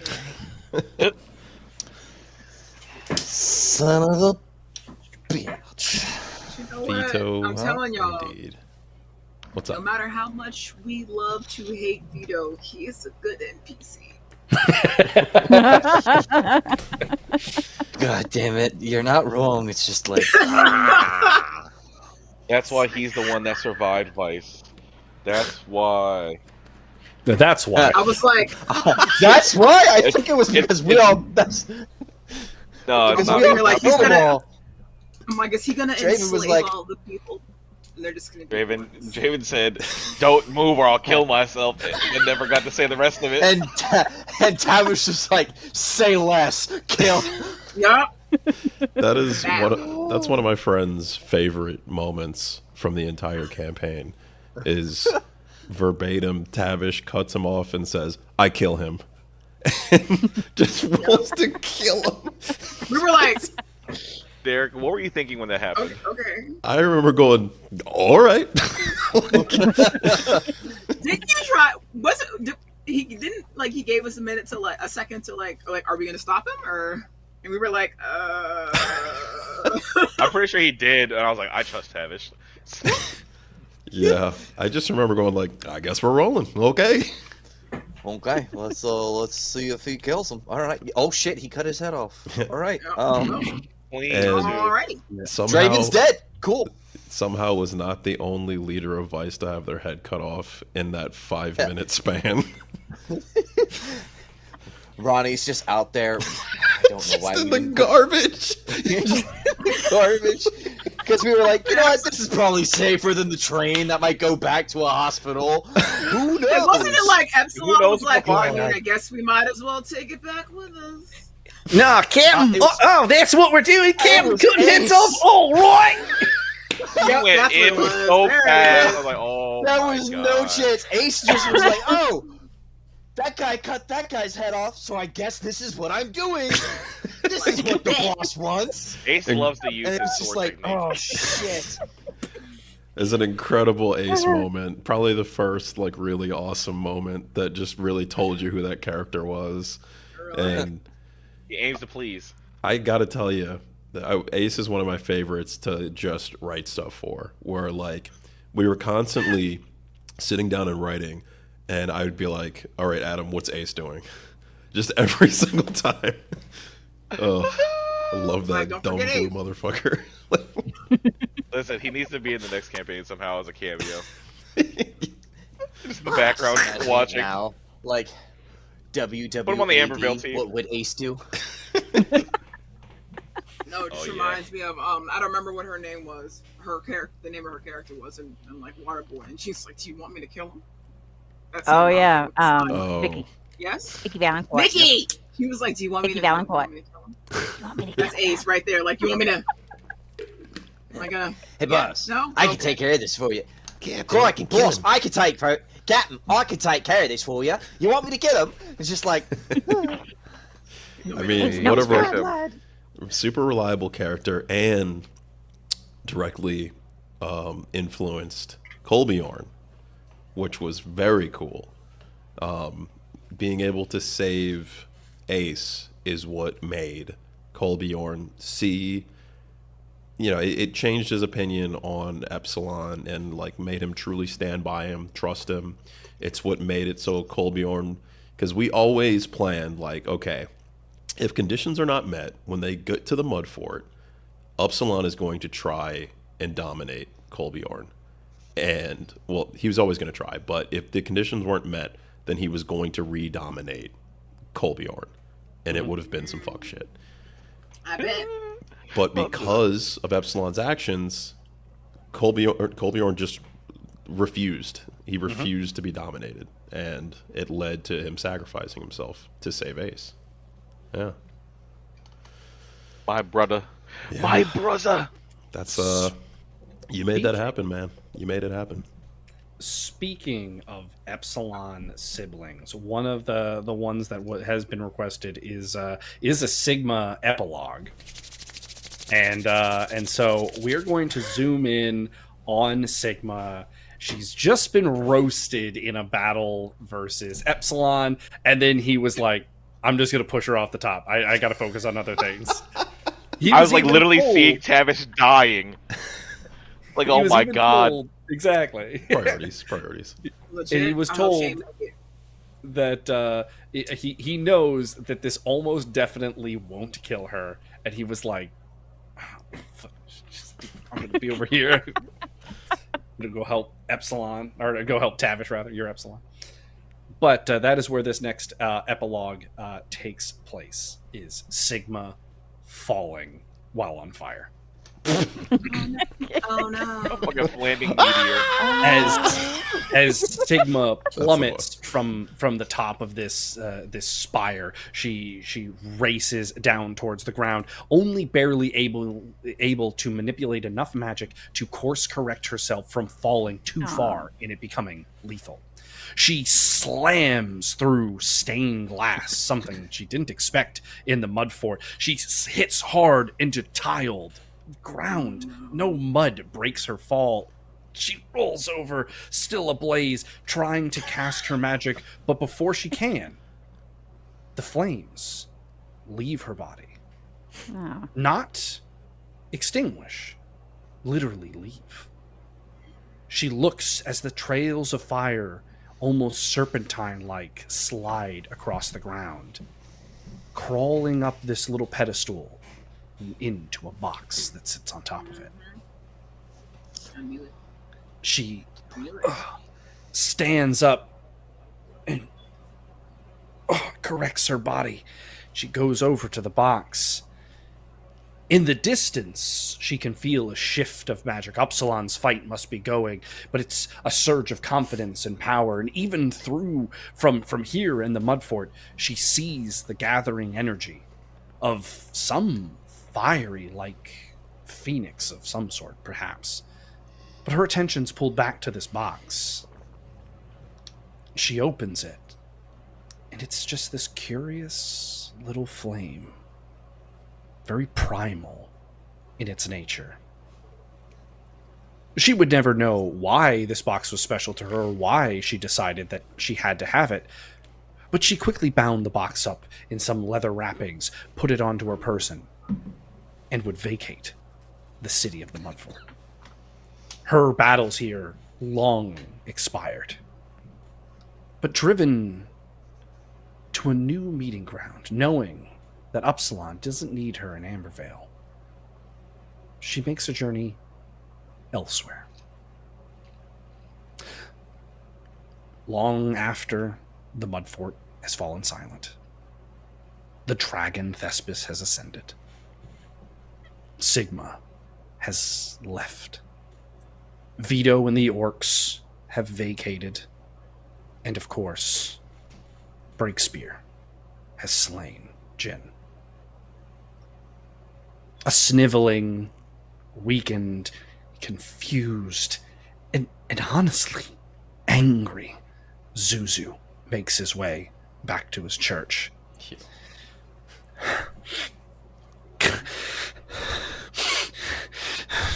he looks around at the slaughtered orcs, the people. He wanted power, but not at the expense of this. He understands now that he trifled with powers far beyond his means.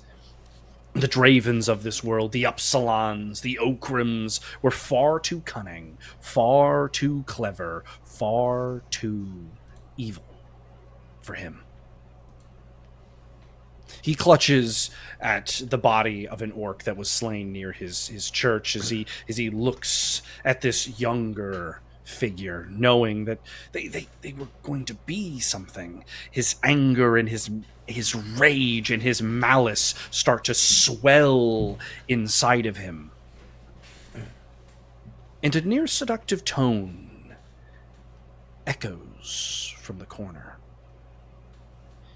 He turns around in a panic, and he sees the Gorgon of legend. This entity was thought to dwell in the passes that would take you to keep Kolak. Her form shifts as she looks at the Zuzu who cries in pain, his latent energy summoning around him. Zuzu. There are darker magics that can be embraced still. This land can still have its leader. And you can have your vengeance. Zuzu looks down at the young orc in his arms. And as he trembles with this hatred and this rage, the small orc's body begins to move. Here we go. Now hold up. Did Sigma leave, or is she? Yes, Sigma left. Sigma left. The Sigma Zuzu took part the fire and happened. left. Yeah, long after. Okay. I'm gonna say the fuck. Here I have a question. I hope she also. died in the desert. James, question? You got any kind of, I forgot to put it down, but you got any kind of epilogue content about these dang villains that done got broke out of jail that we had those interactions with? Oh shit! I my couldn't goodness. pop back up, Oh and then it my never came God. back up. Far like they're gonna turn up over in a distant about land. No. Oh my god. Is he doing this? No. I could do one. Oh my god. Oh, which one? I'll let We you get to do pick? this, and I'm then sure. I wanna talk about the prisoners after this. Here you go, buddy.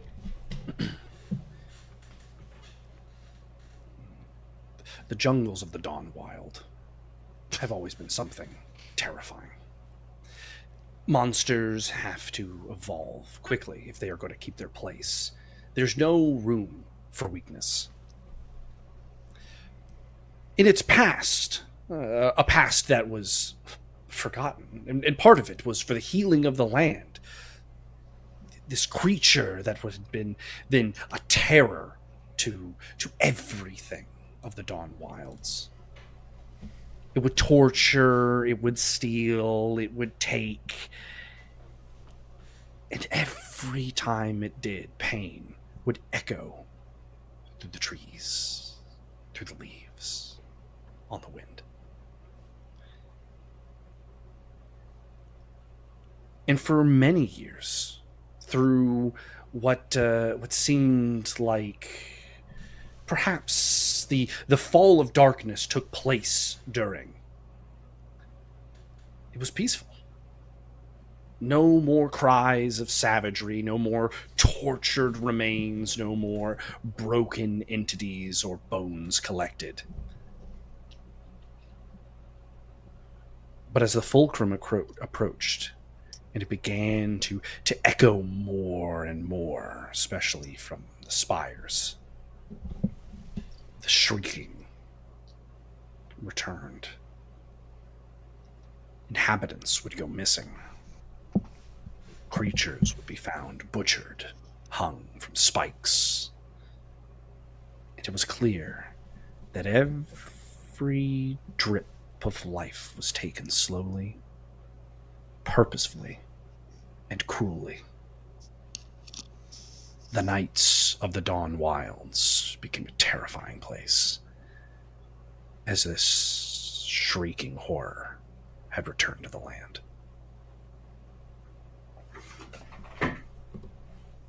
God damn it. I see. Well, I love that for the Dawn Wild. We don't have to go there next, right? Oh no. Why would you say that out loud? This is clearly James's fault. Yeah, you know. Now I we're do- over here trying to guess. We're trying to guess which one it is. Have a Yeah, good I'm night. like, It's who? It's Croc, assuming right? it's the croc. Assuming it's the croc, yeah. Pretty safe. Well, the thing is, yeah, I assume, but on this little plaque, there was no homeland. It said unknown. Yeah, that is So, true. yeah. And I speaking know, of that those, was in my notes. speaking of those plaques, speaking of those prisoners, that I loved including those little things, only for them to not really get used. It was fine. You guys role played and it was fine. I think the best interaction was definitely Epsilon. That Nope. I don't even remember what he was saying. It said, don't talk to him. This man saying some shit to me. He looked, and he was like,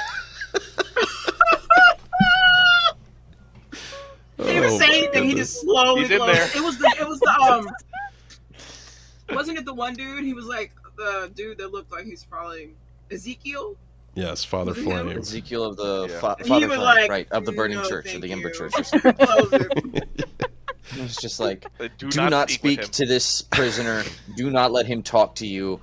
Do not pass go. Do not collect $100. Just like, Yeah. Listen. Yep. And in the moment, in the character, or not even in character, I'm pretty sure out of character, I was like, I probably shouldn't even look at this, but I can't just come here and not open it, especially because I was like, someone else had already gone, so I already was like, I want to see what's in here. But Oh yeah, yeah. he just started chatting me up. I was like, nope. Do not engage in conversation for any reason. Disregarding this warning will result in immediate Oh, yeah. termination. Also, I remember I was covering my mouth too. I was like, just don't say anything. You know And what? This is a mistake. I gotta be candid. My favorite prisoner didn't even show up, or wasn't even seen at all, and it was the one that they said to keep away from a suit of armor. Walton Nakano. Absolutely, my favorite prisoner. Like, keep him away from a suit of armor. Hers. yeah, it was It the. says, yeah. keep Do her, not. Under no circumstances should this inmate be given access to the emerald plate. Do not tell her where it's being stored. down the hall and to the left, it's like, here is the emerald plate. And we were just like, Oh, it's right shit. there. We're like, What do you mean? Don't tell her where it is. She's going to see it if she 'Cause wants I'm it over on here herself. and you know what? That may have happened for all we fucking know. So No, it most definitely happened, I'm gonna say yes. without a doubt. There's definitely some terrors lingering in the world after that prison break. Oh boy. 'Cause we didn't see none of them again. Oh, they're They're doing their just out thing. there Not yet. waiting. It's a I while. know That's what I'm saying, exactly though. what we That's what I'm mean. saying. We didn't see them during the campaign, so they're just out there, just waiting to do some shit to us. Basically, next time we're out there. That was the whole reason we I engaged mean- them. La-di-da-di-da, gonna go and do some crime today. What am I feeling? It's just like, oh dear God. Listen, this is gonna be a Oh new no. cult revitalized. This Father Flame is out here. Oh He'll be yeah. right there with. Children Saw. of Cinder. And just be like, See, oh if dear you God. saw the people that put him in there. What did it say? It said the Phoenix Court. That's who captured him. Yep. Yeah. Yeah. And now they're And back. after Aegis died, they all came back. Yeah. Hey, If do we we died, I remember- was like, no, we can't. Can we have that story? What's wrong with the Aegis Court? So Phoenix Court. before we get to the Phoenix Court, we do have some player epilogues to Yeah. get into, and we do have one more NPC one, but I'm gonna do these a little differently, because we have some perspectives that are all happening in the same spot. So we're going to be I'm going to tell kind of a perspective, we'll pause, and then I'll tell a different perspective, just so that way I'm not uninterrupted talking for. So this takes place. Anguin is firing the weapon up at Upsilon. Let's go. Upsilon begins to break. The red laser fires up from Tavish, hitting Upsilon as well, and his form begins to break as the shattered remains of Upsilon limp into the Pantheon. His physical form breaking, bleeding, and dying as it hits the gold ground. All around, the turmoil is still just echoing. Mages are piled at Anguin's feet, having given everything that they could possibly muster to this energy attack. Anguin realizes this crushing darkness is beginning to come around Ambervale. Though his body was broken, his hate, his malice is real. And he is not going to be so easily bested, especially while knowing the rest of these pantheonic deities just watch for the entertainment.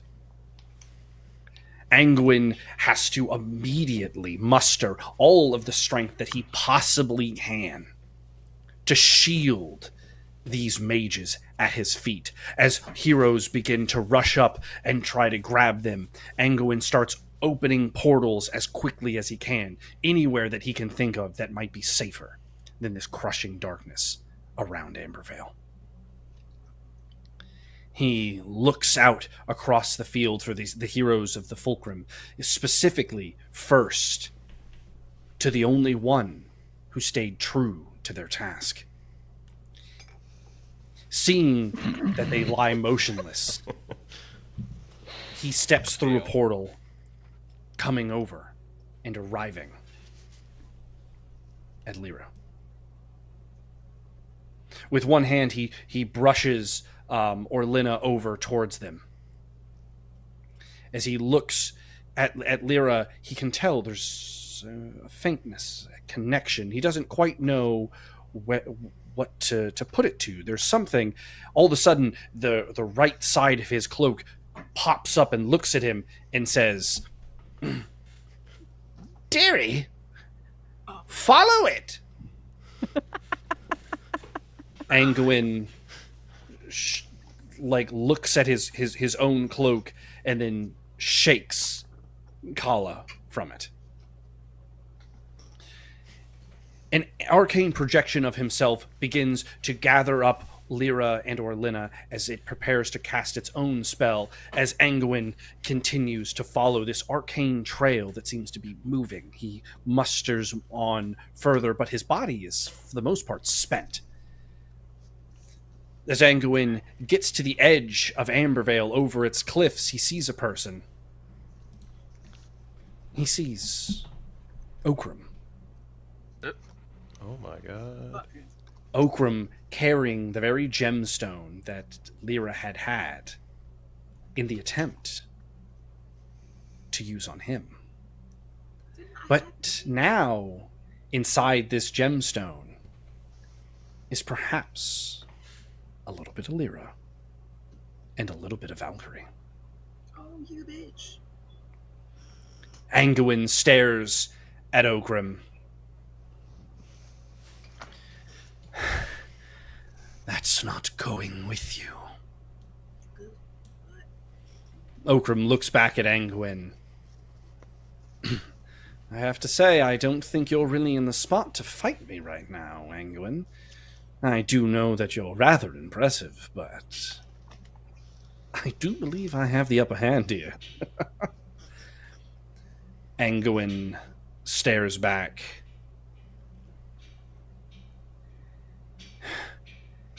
That's perhaps true, but I guarantee you, I'm not an enemy worth having. Okram ponders almost as if a choice presents itself to him. And he decides, perhaps you're right. And he places this small crystal on the ground. Perhaps it's not worth it. Well, Anguin, old chap, I have to say this has all been a rousing show. But for now, good sir, I bid you adieu until the next time we share the stage. The draconic wings that Okram has used on many occasions sprout once again from his back as he flies away from this shadow encroaching death that approaches Ambervale. Anguin shuffles over and grabs this small crystal, this crystal that he helped attune with the intention of taking down that smug, arrogant thespian. But now, perhaps the most loyal of the heroes lays within it. He pockets it into a very special pocket of his own creation, something that will keep this far safer than any physical pocket in the world. Knowing that his time is now spent here, Anguin summons his last portal in Ambervale and steps through.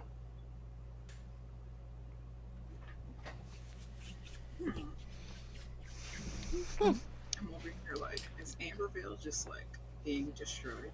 Maybe. I don't know. Seems like it. I'm like, Ambervale. what? Didn't we witness the king dying too? Yes. Or get killed? Yeah. Brother got Literally murked. watched the man, that old man. I think I missed that. Yeah, that he. Fun fact for that, because we rolled for all the NPCs and whatnot. He for his "Does he live the battle" roll, King rolled a 1, so wasn't great. But for like how they performed, was it heroic, things like that? He brought it back. He got a nat 30, so he was all over the place. Like that was one of those ones where myself and Derrick were sitting there going like, all right. All right, I guess It's going to be a good death. Exactly. It has to be. It has to be heroic. So the king was the only person who struck a mortal wound on Upsilon during the fight. So that he was the only hero throughout the entire battle, Aegis included, all of it, who was able to deal any real damage to Upsilon's physical form, save for Anguin and the party. Anguin and Lyra and the B team. Laying low. The B team. The B team being Sean G and Ace and Mervis, the ones holding the retaining scrolls. They stepped in when they were needed most. Yeah. So the beam Oscillation. from the Um, God Killer did nothing? Come on now. It helped. It helped. It helped. Disrespect. Help. Well, so you know what? This cycles back to a question asked earlier. Mhm. About, do you think you achieved a happy ending for Tavish? And so now I present to you the Tavish epilogue. God. Oh shit, here we go. Yeah, I figure this is gonna be rough. He's like burning As- for all eternity. As Tavish begins to sink back to Passacor's domain. The only joy that he has in this moment is that he looks over at Croupier's body, and it sits there on the ground. Not being brought back to some domain, not going anywhere, but just wasting away.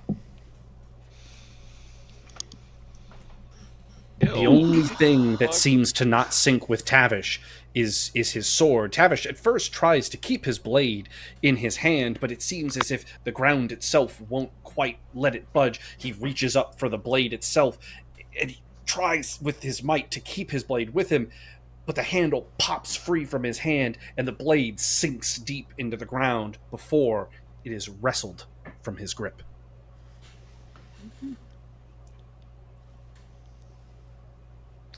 In this realm, there's no sense of time. That's meaningless. But cruel jokes played over and over and over. Oh, Tavish. Passacor rumbles in this echoing pit of his own creation. I can't afford to let thee have the last laugh.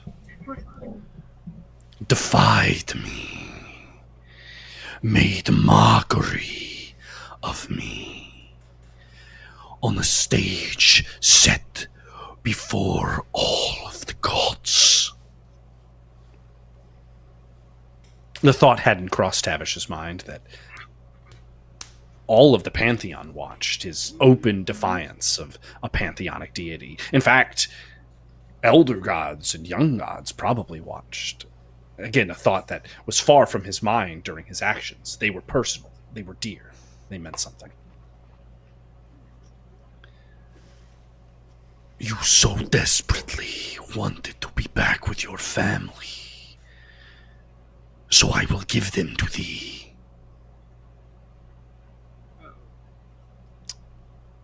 And again, time is meaningless. How long? An eon, a day, a week. This was replaced only by pain to Tavish, as one by one, each soul from old Aurelia is hammered into the suit of armor that Tavish wears. The shrieking agony of his people nailed to his breastplate, to his helm, to his bracers, to his greaves. Every time, their pain echoing through his body. Feeling was something that Tavish always wanted to have returned to him. However, pain he didn't miss. Every single soul, save for Croupier's, his being ended on the material plane, from old Aurelia, is hammered on to Tavish. Until finally, those closest to him, his wife, his children, are slammed into his heart, the center of his breastplate. This agony so overcomes anything that Tavish thought he could handle. This raging torment of 1,000 souls being forced into one entity, to one individual, until chaos and madness took over. And for the first time in a long time, a single tear was forced from one of the eyes of Tavish as he now stood embossed in an armor of shrieking souls until he would be let loose on the world again. So now, Tavish, know my humiliation and my pain as you wear yours forever entombed upon your body.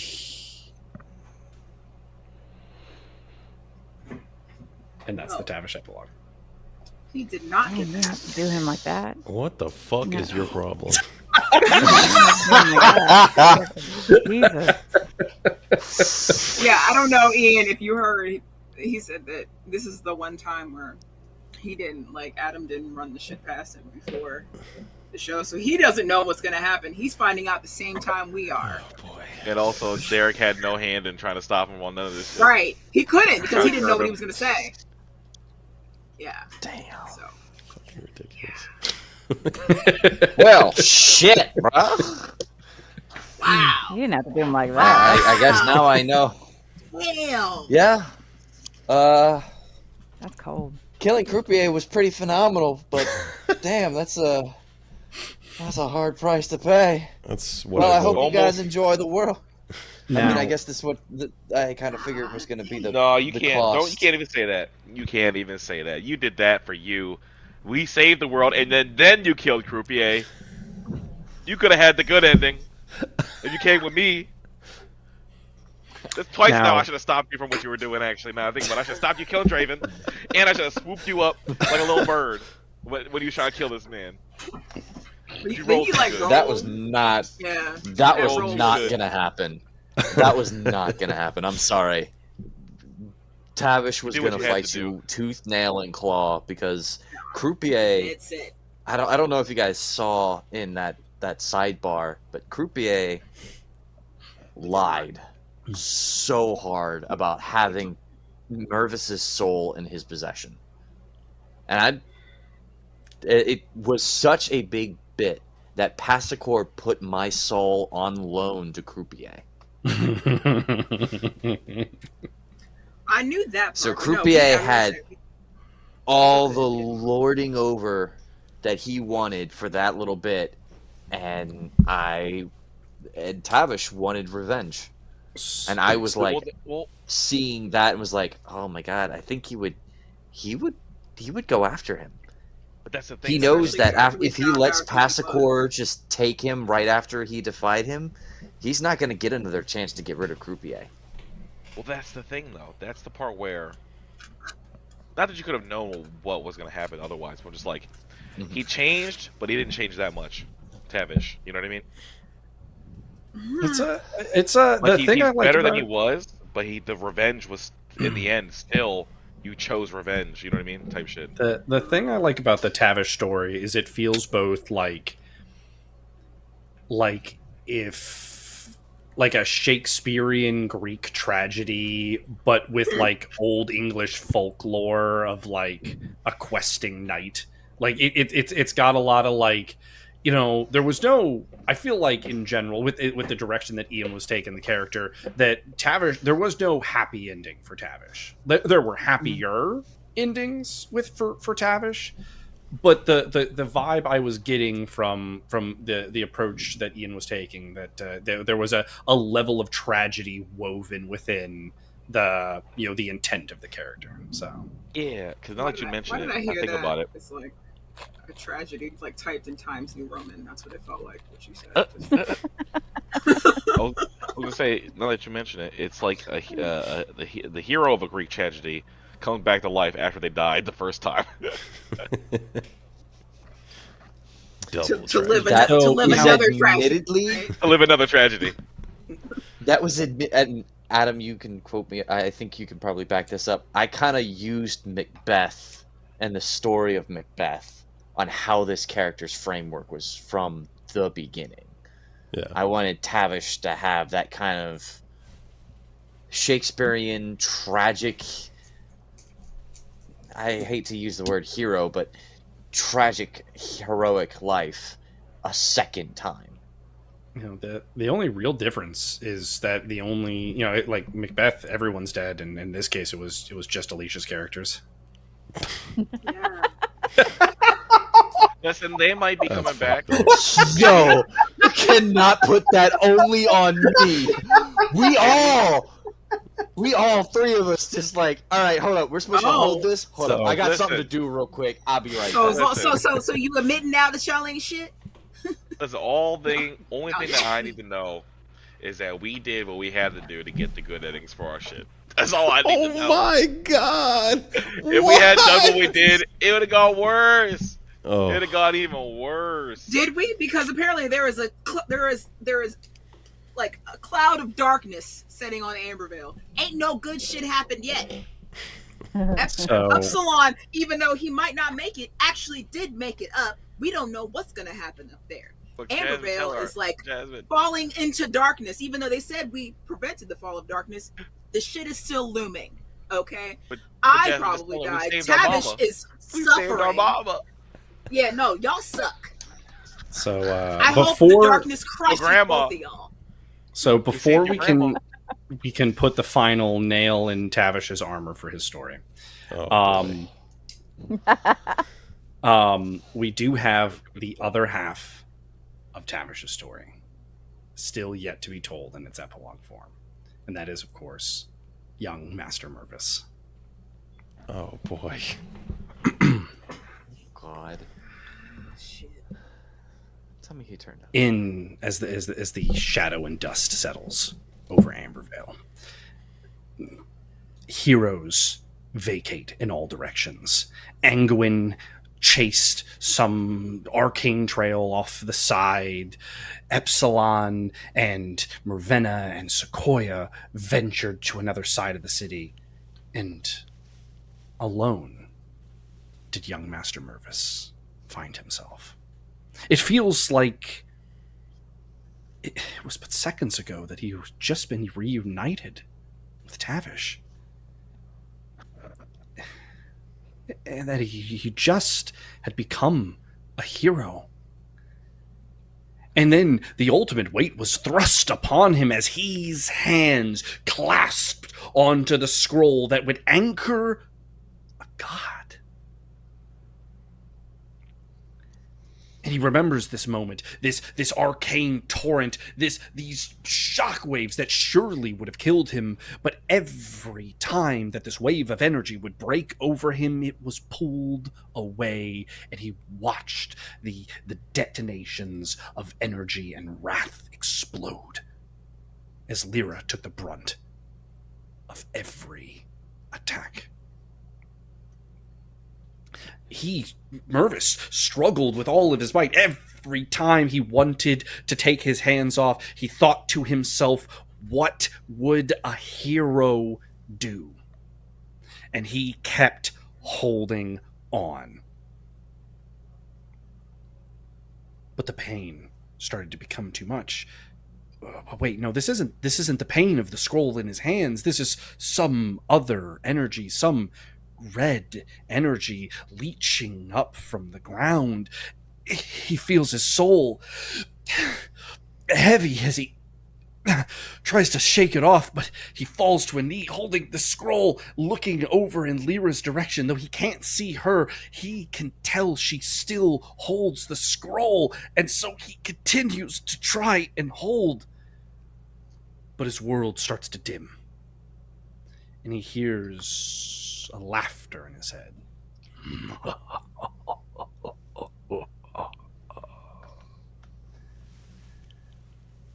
But something shines ever so slightly in the corner of his eye and prevents this darkness from creeping over and taking him full. It's a sword.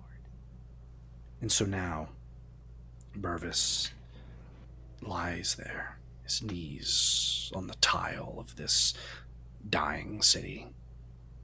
Shadows begin to whisk around him. Something grabs his arm.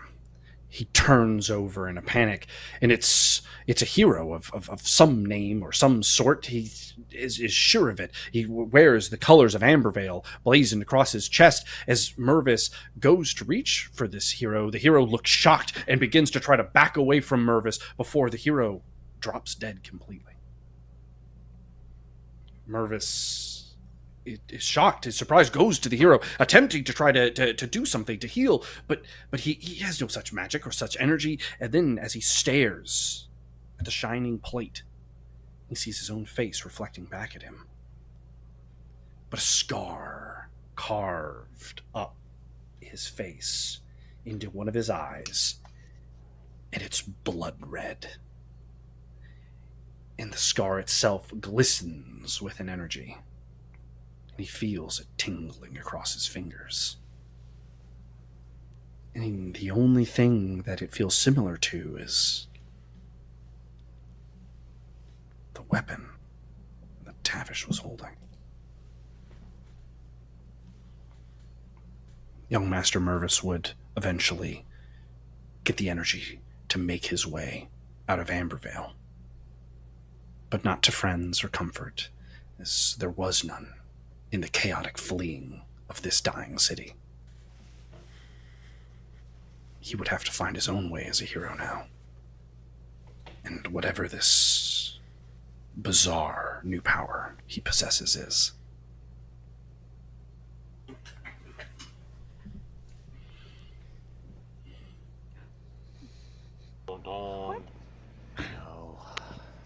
So I'm still waiting for the good ending, James.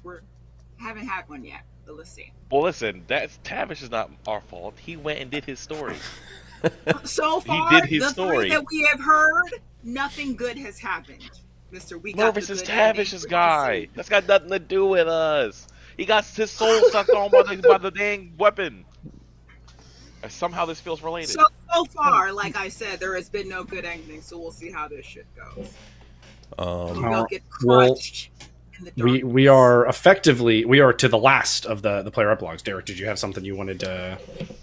Well, I say we knock out the player epilogues. I want to give you guys a preview of the upcoming character sheet, and then we'll close off with our pre-recorded content. How's that sound? Heck yeah! Sounds good to me. Perf. I'm excited. Perf. All right, Awesome. take the floor, buddy. Epsilon soars above the ground of Ambervale, having just lost Tavish in his hands, witnessing his hero, this compatriot, this friend, slip beneath the ground, his sword sheathing itself into the stone. Oh. Epsilon realizes that he doesn't have time to sit here and linger. He flies back towards Ravenna and Sequoia, but he hears something faintly, weakly. Kim! No! Without a second thought, Epsilon swoops down to where the scroll was. He sees Ace, his arms badly mangled from arcane lacerations, and the corpse of Kolbjorn. My brother. Ace tells the story of how just before the last wave would have taken him, Kolbjorn stepped in, knocking him aside, and then enduring what he could. But he wasn't built for this. It wasn't his type of magic to wield. Even the indomitable can fall. Epsilon takes Ace in his arms and flies back towards Ravenna and Sequoia, but they're not where they were before. No, they're over near Sequoia's scroll.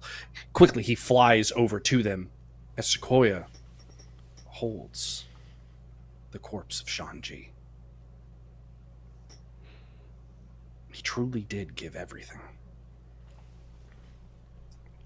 Ravenna speaks to her two would-be children. They can't stay here. Epsilon will surely muster everything that he has left in his tank to crush those that linger in this city. As this new group gathers around Ravenna and she begins to take them to this different plane, it feels like walking, yet no steps are taken. But the weight and shadow seems to be lifted.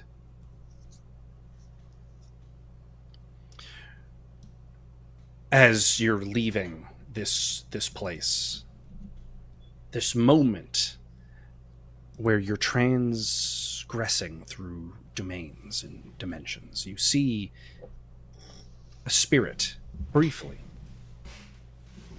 But you see that Ro holds Darian, as Darian too slips into the gray. Arriving at this destination, this new place, it feels comforting. Having only taken a step inside, you would call it home, yet you've never been here. Ravenna quickly goes to Sequoia. I know there is much that you haven't learned about your powers, and much still that you have to grow. to reclaim your rightful place as Yapatadaphos. But there is something I can help you with here. She gestures down to Shanji and his lifeless body. She reaches into Sequoia's bag. Sequoia is so racked with everything. I mean, again, she too was just with the party. She had overcome so much. This felt like it was supposed to be more of a victory, more of a triumph, yet here they are. Perhaps that's what all conflict brings. But pulled from her bag is a heart. A seed of sorts. She looks down at Shanji. And she speaks to Sequoia plainly. I cannot make this decision for you. You have been connected to more than I ever have. And so, Sequoia, you have a choice. Would you like to return Gabriel or Shanji?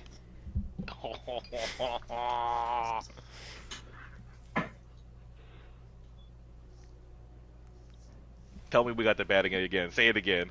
Go ahead and say it. The final choice. Oh my god. Honestly, when it I wasn't comes to your prepared mama, you don't know what the fuck you gonna get. It probably won't be fully either one of them. They gonna start hearing voices and having creatures on their back. It doesn't. That's why I'm trying to explain to him why it's still not a good ending. So go ahead. For the I'm telling last, him why. the They got the last haterade. choice in season 2 of Cinematic Epic, the Fulcrums of Choice, all comes down to this. Do you have a decision for us? Oh my god. Oh. Surprise choice. I wasn't expecting this. You thought she was out of the Fantastic. campaign. Jasmine is the most indecisive person Yeah. of You all thought of she us. was out of the Oh, campaign. Oh You god. not out. You're never out. Just when you thought I was out, they pull me back in. Just when I thought that. You have to make one more decision before you get a break. You'll be back. Oh my god. Okay, because like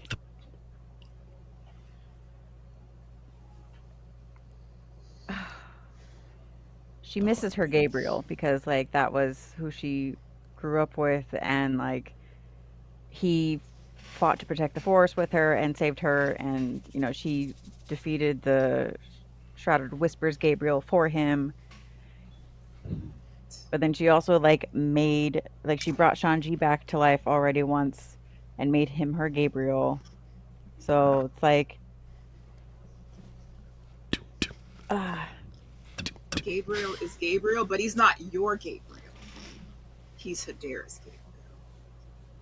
That's how I feel about it. Of course, I love Gabriel, but that's how I feel about it. Do you want the timid, gonna steal all the things quietly, man? who Or do you doesn't want mean the to? I feel bad about it. the fucking former remember. influencer turned fucking force for good? Well, because the Gabriel is supposed to be basically like her opposite to balance her out. And I see what so, you're saying. Who balances our you out? final choice. 10, Oh It's gonna make a god. choice for you. Oh, shit. 8, All right, Derek, I'll where's pick the big on the screen? Here we go. 6, I know, right? Where's the we can get a choice for you, so it's 5. okay. 4, I'll pick Shanji. 3, Sean Gabriel, Carter Holmes, Sean Gabriel. Sean Kingston. The heart-like seed in her hands seeps its way, sinking through his ribs, almost like it's mercurial in its nature. His eyes open.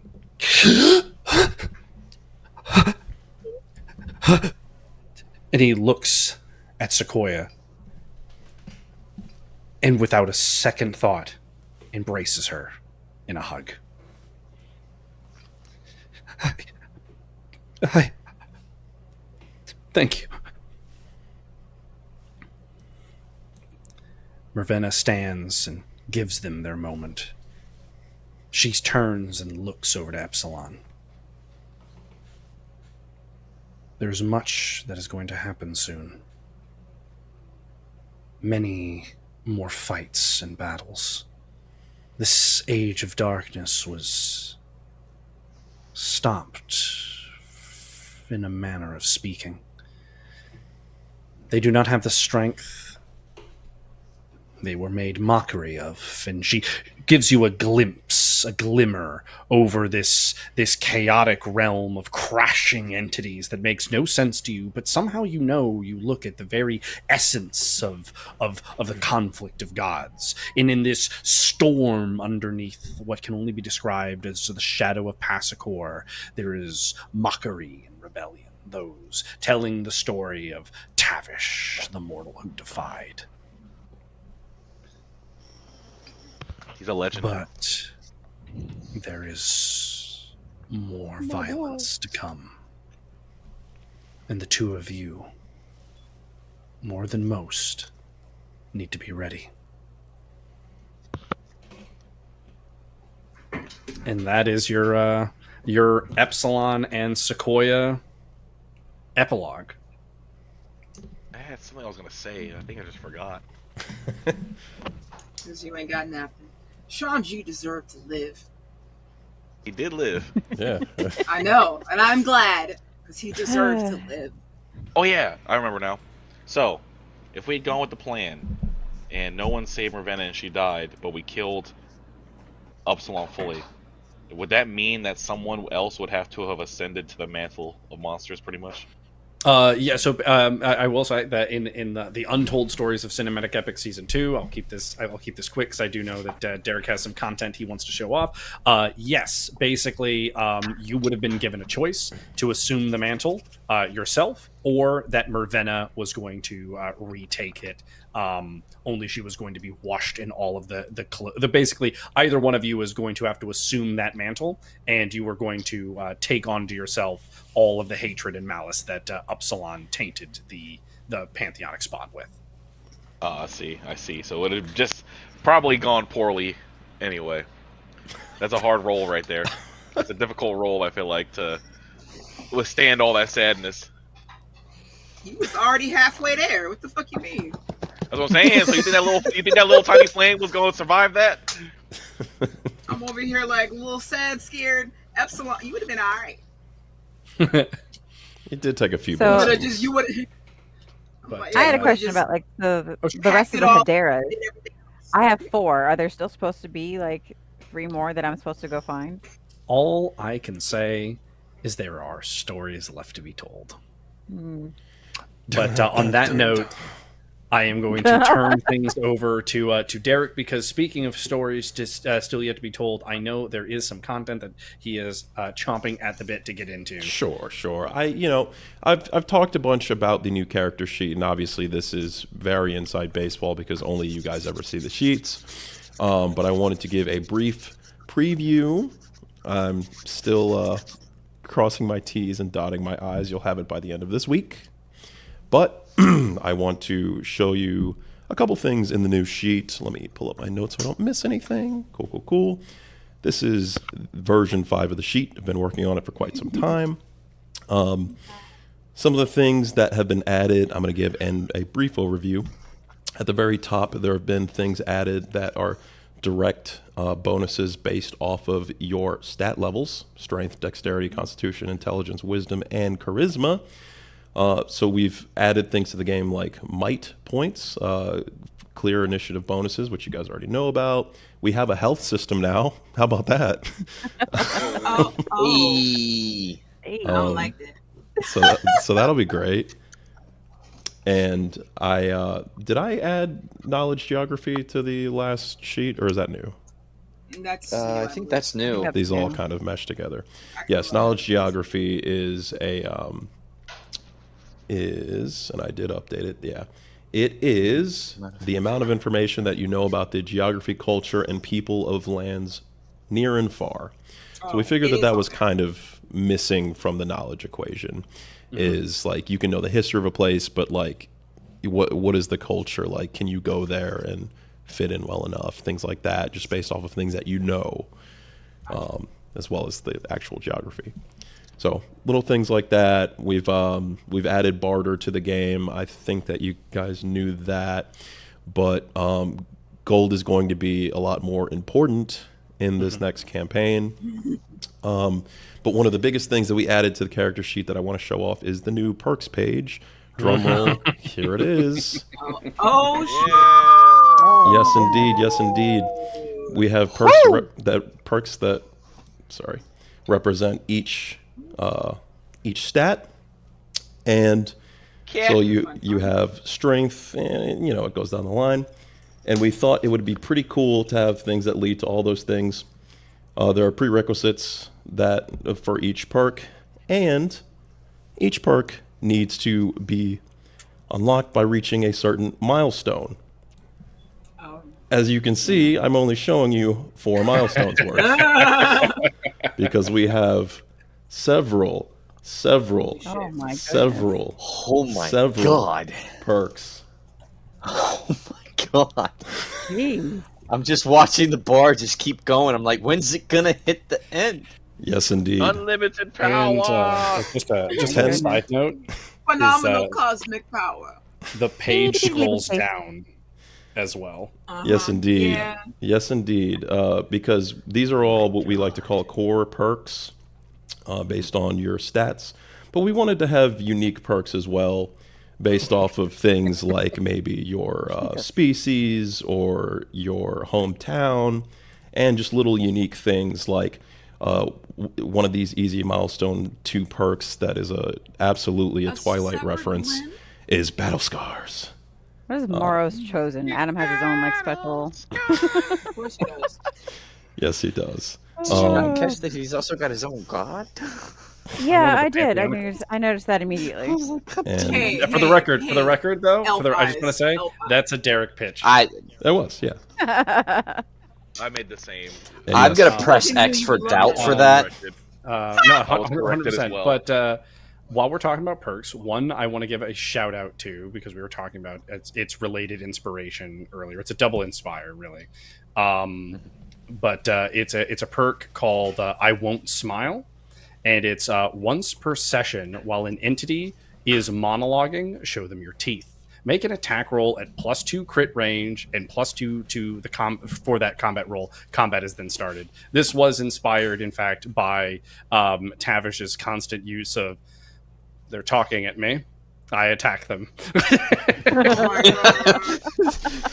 is kind of funny when you think about it that Tavish was definitely our diplomacy officer, and this man really did swing on people quite often in these conversations. Yeah. We're just like, Tavish, you got this, right? Hold on. Some of them were completely justified. That punk in the tunnel spat at me. He deserved to get punched. that was a great moment too. Good lord. I want to touch on just a few more things. Like I said, I'm breezing through. This is the new gear page. Little things have been added, additional pockets that can be unlocked with perks, quick draw slots that have to do with weapon qualities, and then just refine the appearance a little bit. You know me. Now, this is the weapons page. A lot of different things added, which you can explore. Armor and clothing, very similar. I think I have a little example in there for some reason. Whoops. But I have added the ability to add individual skill bonuses to armor, clothing, and weapons, I believe. Maybe just armor and clothing. So if there's a piece of armor that gives you like +5 knowledge or -1 to all knowledges, little things like that, then it can be added to your sheet, and it will reflect on the front page. The goal always being to be able to see as much as possible from the front page. Species and hometowns, there will be more species added by the end of the week, but I did just add one hometown today, a place called Viloma, which is a hometown of a new character. So give me your pitches, because I will add it to the sheet before you get it. the last thing that I want to talk about, because there are a lot of little tweaks and rehauls, is we've added 5 new narratives to the character sheet. That being the champion, the charlatan, the scholar, and the forerunner and the pioneer. And obviously there are 3 versions of each of these new narratives, all of which you'll get to explore the milestone bonuses of once you get your mitts on the sheet.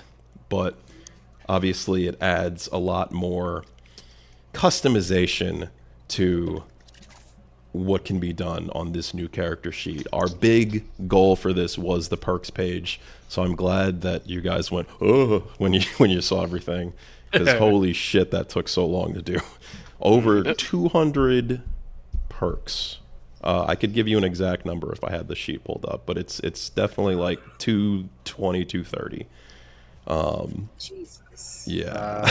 241. Jasmine's like 241. Jasmine's secretly happy that she doesn't have to try to figure this sheet out.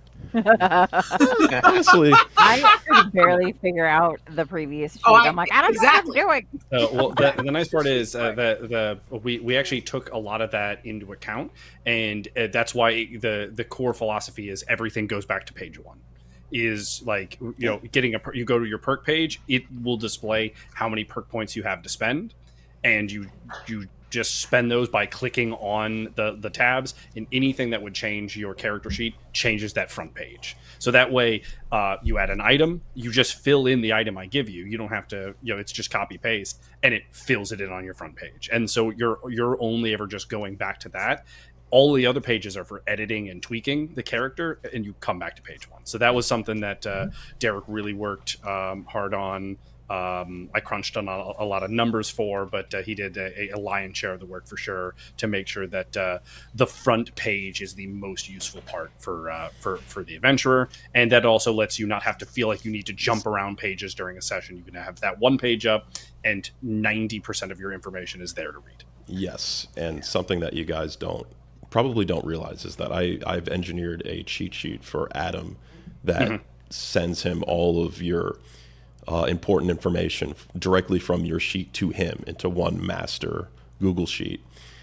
So, you know, yeah, okay. So if you change anything like your weapon name, your amount of tokens, things like that, those go right to him. He can see that in real time. So. And well, I'm not going to bog us down because we've got some other stuff. That's all I got to say about the sheet. It's exciting. You'll have it by the end of the week. And a couple other things. We're not going to jump into all of this like right now, but some other things to expect as players is we've got movement coming up. We've got movement styles coming up. We've got ranged combat, like ways to actually measure that instead of just vague, you know. They're not punching you, so they're farther away than punching you. We've got stores, weapon types, armor types, kits, which are a fun way to interact with the world. We'll cover that more in depth soon. The way magic items are built, generated, and interacted with. A whole new armor bonus system, a system called Discovery, which again, you're just going to have to wait to figure out more, but it's a fun way to gain information about the things that you fight, and a whole lot more coming up in our Season 3. Yes, and while that sounds like a lot, it's all just alternate ways to play, honestly. So you can help kind of like refine the type of character that you are to approach situations in a certain way or with certain weapons, certain armor. And, you know, when that comes into place, you don't necessarily have to keep everything in mind. You're just kind of like, oh, this is my playstyle. Cool. A lot of that is stuff that either I track or is just there to help make your experience while playing your character easier, better. A lot of it, if I'm being real, is inspired by the stuff that you guys do while you're playing, and we're like, all right, well, let's make that a thing. Going back to the perk about interrupting someone while they're talking with combat. You know, that was something that we wanted to make sure that while health is becoming a part of the game. And so thus, the chances of just, rolling a 20 and one-shotting something are going to be changing. I wanted to make sure that there was still a way to feel lethal in that action of going like, no, that we're not talking anymore. So. Yeah. Yes, Night. and there is a perk called Captain. That's why I keep saying Nice. it. Captain. Captain. Captain. You've seen it now. Captain. Oh, God. Yeah, I told you guys during last campaign, anytime Adam just whipped out a random thing and said, it's a perk, I was like, all right, I guess I'm adding it to the sheet. Yeah. Because we want everything that's happened in the game to have some type of like mechanical existence within the character sheet so that you can go, oh, I want to play like that. That's cool. You know. Which does mean I want you all to know that I have the arduous task. It will be fun and boring and frustrating, I'm sure. But I am going to be building all major NPCs their own sheet. So that way they Finally, put them to work. Mm. I'm kidding. Yeah, get to work. The So, sweatshop is doubled in size now. Exactly. I'm gonna have to do a whole lot and really figure out, what would Okram be narratively, He's gonna be like, all right, so make me all these bullshit perks. Yeah, I need custom. Where there's custom. No, perks. you get the same perks. The prerequisite is must be Okram. Must be able to roll on a D30 to have these perks. Oh god. It's weird. All the NPCs have Morrow's Chosen. Okay. God. Anywho, we're running a little late. Obviously, we have one more bit of business that we want to show to you guys here today before we wrap up. It is the last bit of pre-recorded content, and then we'll kind of go from there. What more can I say? I'm just going to play the video. The mud fort, fallen. It's been abandoned by its people. Ambervale's in ruins now, a shadow of its former self. Some say that all that remains is the Amber Spire. Evil's taken over in Western Aurelia. There's even talk of necromancy creeping back into the old fort. Some of the survivors of Ambervale have taken to the old Keep Kolok under a new name, the Last Vigil. Rude. But the majority of Ambervalians have fled Aurelia. Of course, you know how that's all ended up. Some of them knock on our door. So, you see, my queen, with the powers of Aurelia severely diminished, there is a vacuum. The world is in chaos, and they need a guiding light. The gods look to our city, to you, and after the loss of our fleet, they underestimate you. It's time you show them who you are. It's time you give them something they've never seen before. Something lavish, something extraordinary, something golden. Yep. I couldn't have said it better, my queen.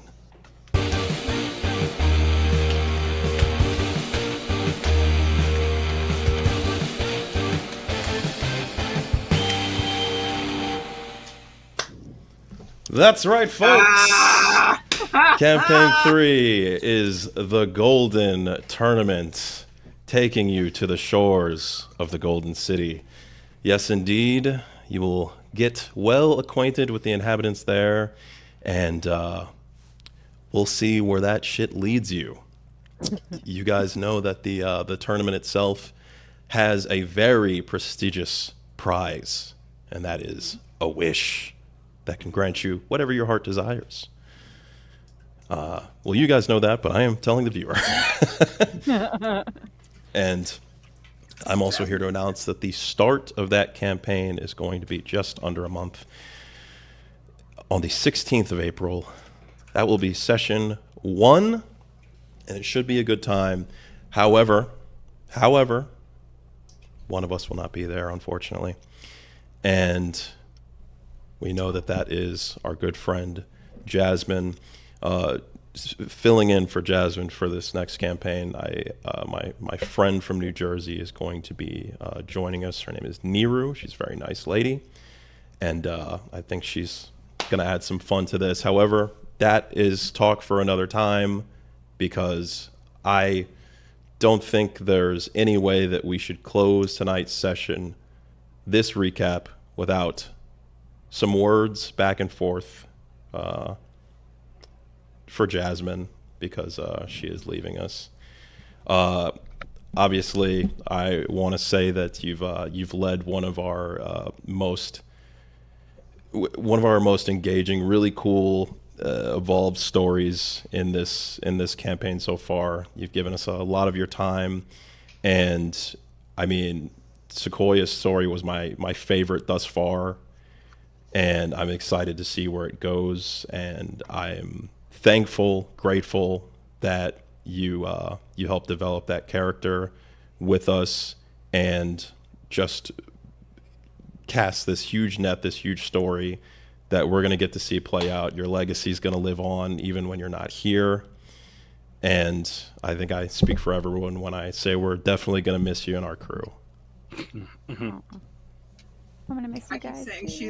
saying she's not leaving. She's just taking a break. She'll be back. Possibly. I mean, just gotta get the baby taken care of until he's a little bit more Of a priority, yeah. Self-sufficient? yeah, a little No, more that's self-sufficient. not where I what- don't- that's- No, I know. Someone- I know it's not. I know Like, it's No, not. someone know mean- when Derrick's at a priority. No, I'm like, it'll be alright. Eventually, Oh. it'll be okay. But yes, When he gets a little bit older, maybe I'll have a little bit more time to devote back to this again. So, but Jasmine, I'm going to give you last word, and we're going to wrap afterwards. I want to thank everyone for watching, and floor is yours, Jasmine. so I definitely had a lot of fun with these last 2 seasons playing. I started off like in the first season really not knowing what I'm doing and not knowing how to think under pressure with the combat. Derrick had like one move, yeah, vines, until the end when I was like, screw it, kill them all. And But had It was self. but I mean, then the development of Sequoia was just kind of like a big surprise because she was just, well, I think she was for the one shot, and then like all of a sudden I'm like, okay, well I lost Hedera, so let me just bring her back, and I'm so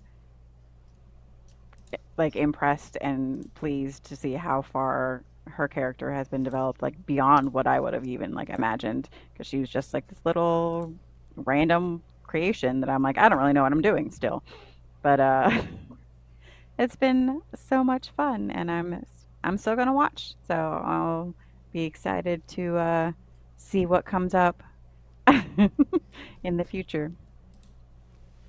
And we definitely look forward to seeing you in the future. But without further ado, for the very last time in this full party, let's do some goodbye waves.